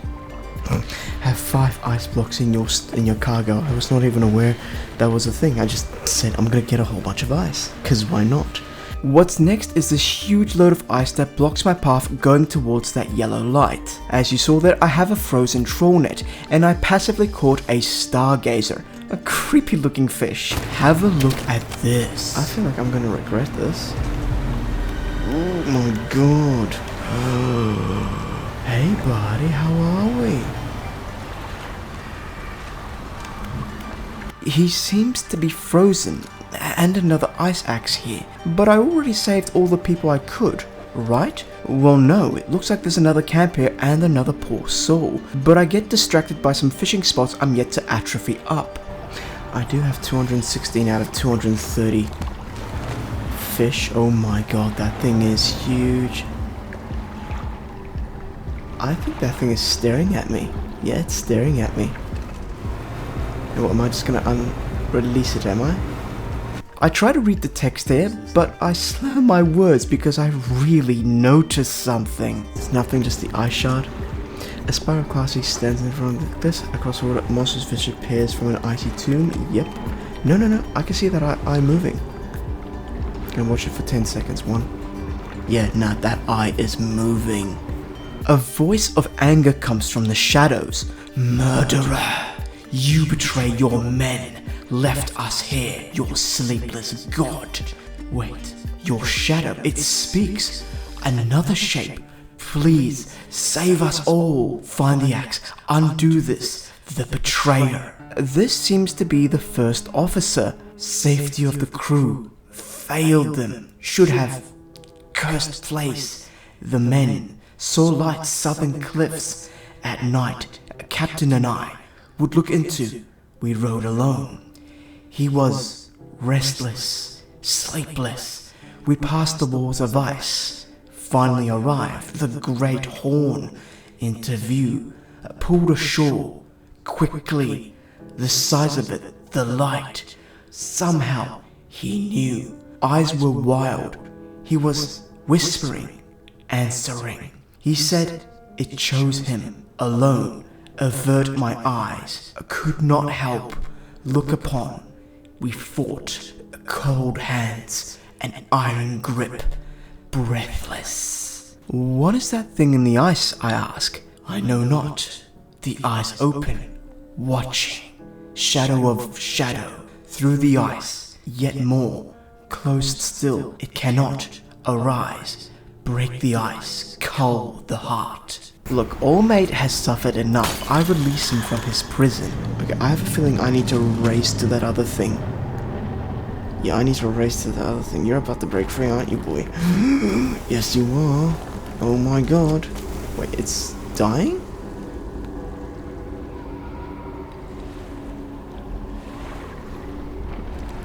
Something broke off, a piece of the horn, but also known as the Orus Anchor. Looks like this thing can be used to make a two-way portal to Blackstone Isle, like specifically Blackstone Isle.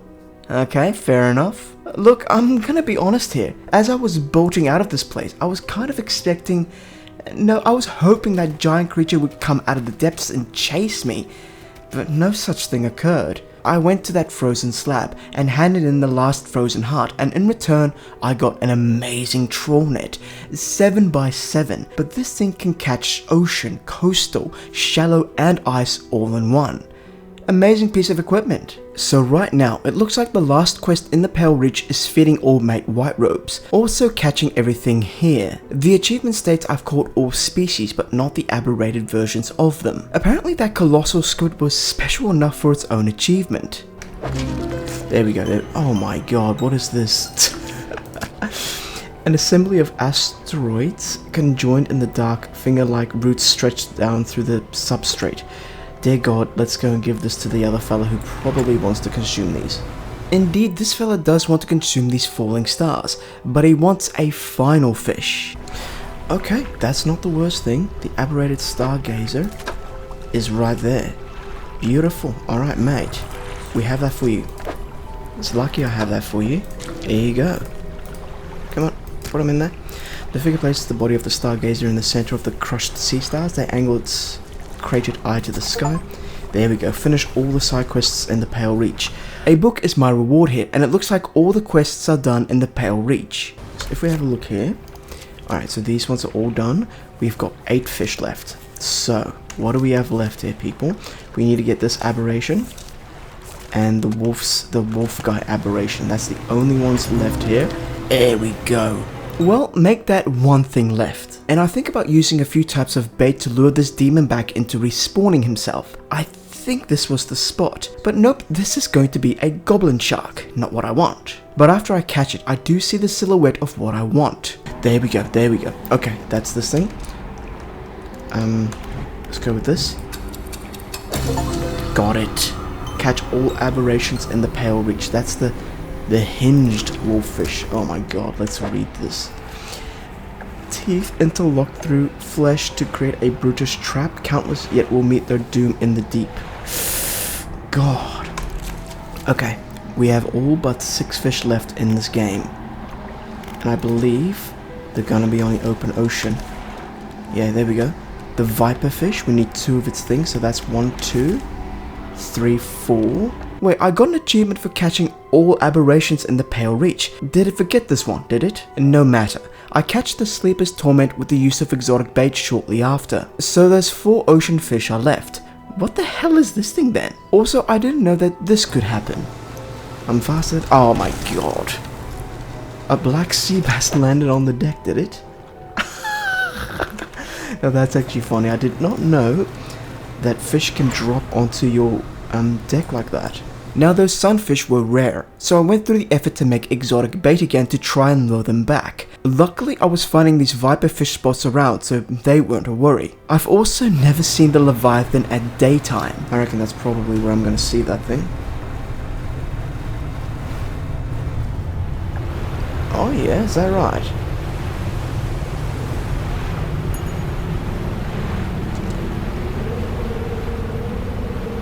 Mate, I've seen something much bigger at the other place. I think we're fine.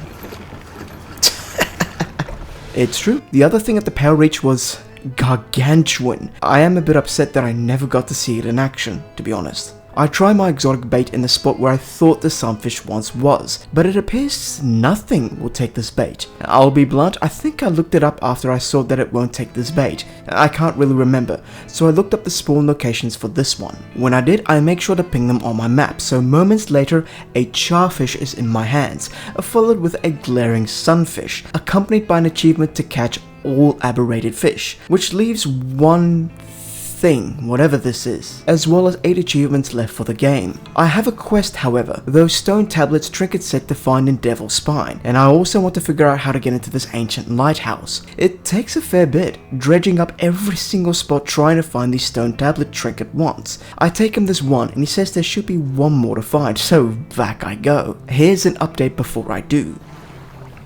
Are you still sick, mate? He's still standing there like a idiot.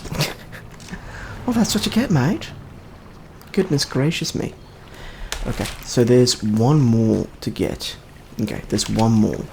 Right. I reckon if it's those stone tablets, that might be the thing that unlocks the other place as well. I reckon that's what it's gonna be. I think I realized these tablets are connected to the lighthouse at this point, so I found the last one after some searching. Trinket plays puzzle with them, connecting them into a square shape. There is text on the back which all made deciphers for me. When the sky mistakes the stars and the air grows thick with night, the deep will open its scars. Protect us, O guiding light. That sounds kind of like what has been happening over here. He gives me the stone tablet and I know where this is going. I slot it into the stone door in the ancient lighthouse. Alright, just chuck this in there. Beautiful. Complete all the side quests one way or another. Beautiful. Not only that, when I went inside, I found some bits and pieces, but also this Flame of the Sky, which is an awesome light for the going merry. So what's left? So visit every dock in the game, obtain all other achievements, and evade that which stalks this disturbed sediment. The disturbed sediment, is that like in the mangroves or something? Those 3, and of course 4 hidden ones. I then rearrange my lighting system. I downgrade my current one so it makes space for this Flame of the Sky as well. Boom. I now have the brightest thing that's ever existed. Look at this. Oh my god, look at that. That's amazing. I'm looking forward to nighttime. Nothing's ever going to creep up on me now. Like, there's no chance. Now, if we look at our pursuits, all pursuits are done. Everything is done. And because everything is done, I started docking at every single dock I could find, because this was for an achievement. I methodically visit everywhere. There we go. This might be it. This might be it. Let's see if it is. It is. Visit every dock in the game. Wonderful. I also wish the next achievement was for that gargantuan monstrosity in the Pale Reach. But no, it was for this fella. I think this is how I do it.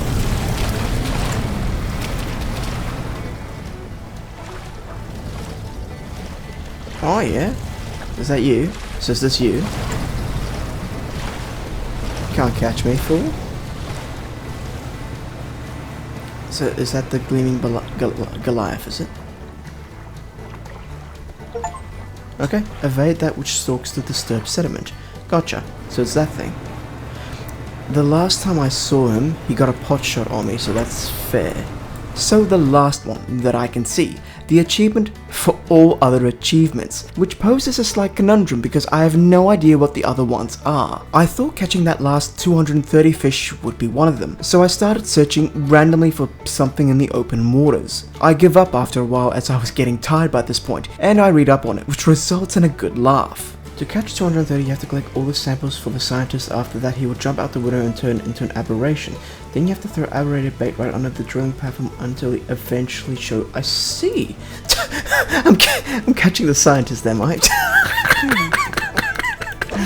Alright. Aberrated. Instacrab aberrated. Okay. The note there said to put the bait under the drill, but I missed that part. I went out a little, because I saw All Mate jump out of the window. Needless to say, I didn't find him in this location. Plus, I was also using the wrong bait. It's day 199 by the way, and by day 201, I have reread and realized my mistake, and I started baiting the correct location. But days pass. I spend time recollecting materials for bait. It's a bit of an ordeal to be honest, until finally on the morning of day 204.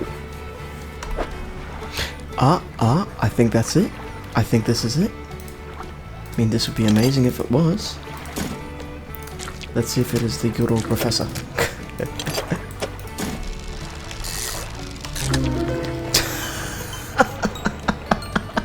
I get a bloody trophy catch of him. A trophy catch. Did he grow in size, did he? So type, we don't know. It's just oceanic. So, give me a second, that's this thing and it's literally pulsating. That is creepy, mate. Okay, that is all the fish now, isn't it? Now bear with me. I didn't get any achievements here, did I? Obtain all other achievements, so we have 3 hidden achievements. Okay. Does that one count for an achievement or anything? No, I guess not. So these 3 hidden achievements. Well, I will have no idea what they are. This guy's still running his generator, I imagine. Hey, buddy. Do you want to take the good old thingy guy? Yeah, you can have him. Goodness me. Is this really the professor? Boom. Just sell everything. I can't sell him? Interesting. So, okay. Now he's in my inventory. What do I do with him then? Well, looks like he's coming for a ride then. Also, his description is just question marks, which is strange. All Mate is gonna watch me get the last few achievements. I looked them up, obviously. The first one I'm going to get is Banisher. Use the Banish ability to banish evil, and I need to do this 10 times. So I use it first on a school of evil fish, but luckily I do a bit more reading.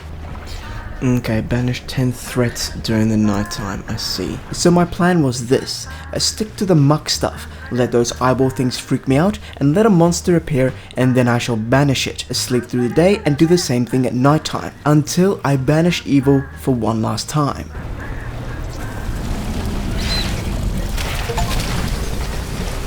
There we go. There you go.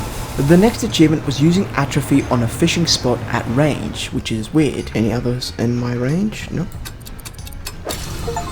Oh, there we go. I also had Allmade back on board.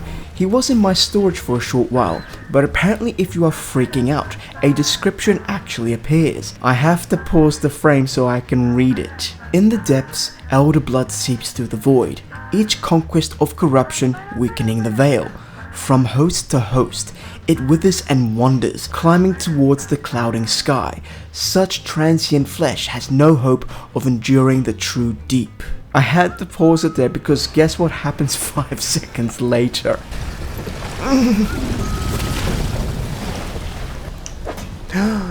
Hull damage and lost overboard? Oh no! I lost it! I believe it's a one of a kind as well. With that being said, I did get a glimpse of it for a second. Like I got a glimpse of it for 1 second, so I'm gonna go ahead and pause the footage on that. Yeah, already done, mate. You're good. Now, the last thing is I've got one single hidden achievement. Yeah, 58 out of 60 achievements. One hidden achievement, and then from the depths. So, my understanding of this would be unshackled. Yep, so we have the bad ending. So I have done the bad ending in this game. We now need to do sated, which is throw it back, good ending. Let me just look this up. Correct, I did the bad ending maybe a year ago or something, and then I recently, as you saw, got up to here. Alright, so remember ages ago I got this guy all this stuff, and I'm ready, and this leads to the bad ending. So I'm gonna say nothing, I'll be going. Undock myself and let's leave. I go and see my old best friend, the lighthouse keeper, and I ask her a question. Lady, what do you know about the Silver and Crimson book? She shudders at the very mention of the book. You're really asking me after all this time? You know it must be returned. She looks at you with deep pity. You have to move on for the sake of others as well as yours. Take control, be rid of that thing once and for all. Again, strange dialogue. Past me was not following this, but I see new dialogue has opened up with Allmade Collector. Okay, here we go. So tell me more about this book of yours. Which book? The one here? With a wry grin, he pulls a dusty tome from the nearest shelf and glances at the cover. There's really not much to be said of the histories of the Grey Isles. It's quite a chore. Don't play dumb, you know which book I mean. Play dumb, you hypocrisy is wearying. I suppose we must go through this rigmarole yet again. The Book of the Deep appears in his hands, sheathed in its dirty crimson jacket. Go ahead, ask us. Well, where did you get it? Sparkling dust motes hang in the air between you. Don't you remember? You were there. The air around the book begins to pulse rhythmically, like a quickening heartbeat. So was she. Who? You wanted to forget. You wanted to forget, begged me. The room bristles. This is what you ask for. Give me the book. Your words hang in the space between. You won't change a thing. The book is ours. I shall step closer. You take a step closer through the crackling room. The collector lurches forwards in response. What can you possibly hope to achieve? Let's fight. Take the book. You strike out with your you strike out with your right fist, punching hard into the jaw of the collector. His face shatters and falls to the ground. His face shatters and falls to the ground. Wait, what?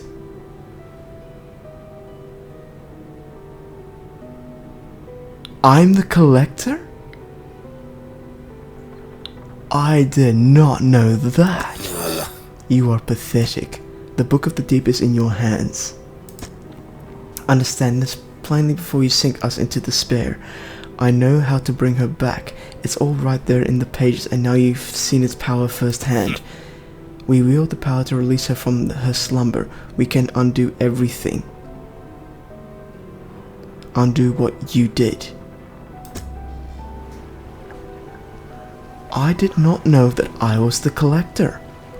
I was looking in a mirror. Wow, okay, that one actually struck me. So this is where I've been living this entire time.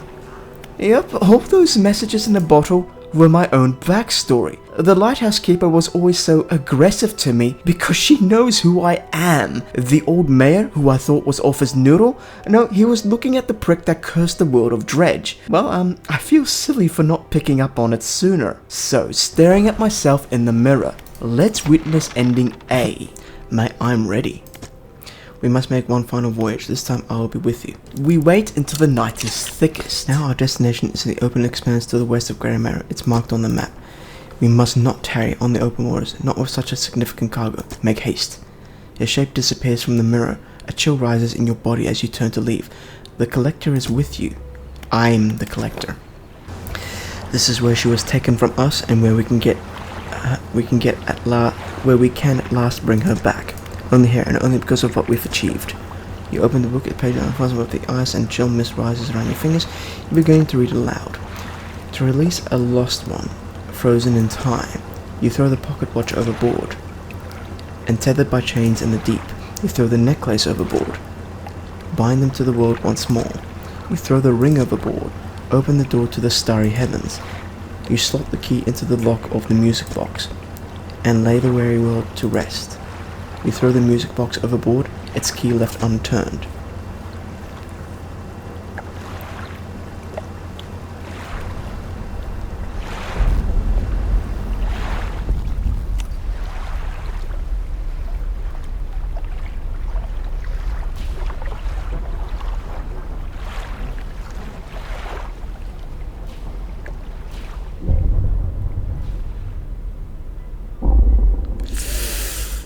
Well, there she is.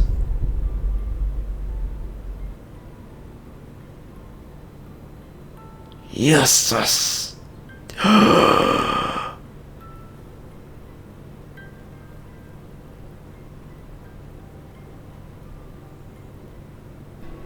I guess I can say yeah, sure. This is the bad ending because everybody dies with me because, I don't know, I unleashed Cthulhu? Yeah, well, that wasn't a happy ending. Looks like everybody dies. This is ending B. And seeing as I had the book all along, I go and see the lighthouse keeper. Surprise, here's the book, I say. You've had this thing the whole time? What the hell, man? She says.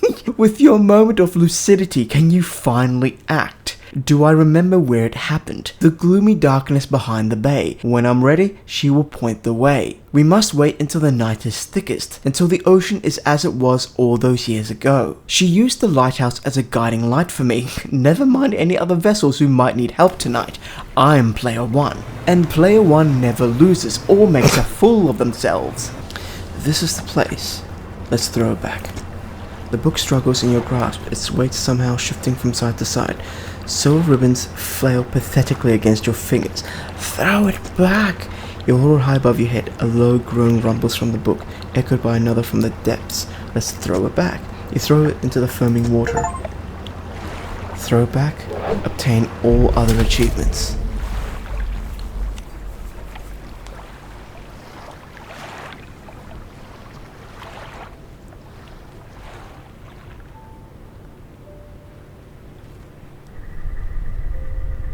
Yeah. You stay away from me, mate. No.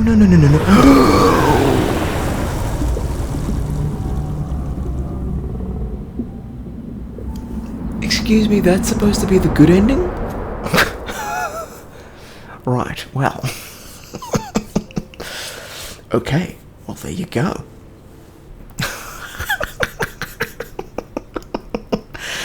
What a good ending.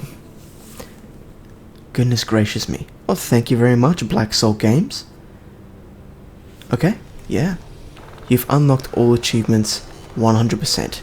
That is Dredge, done, and 100%. Hey musketeers, cheers for checking out my 100% Dredge video. I had a blast playing this game. Do you want more? How about my 200 Days Dinkum movie? Or 100% Planet Crafter video? How about 100% of V Rising? Until next time, one for all and all for one.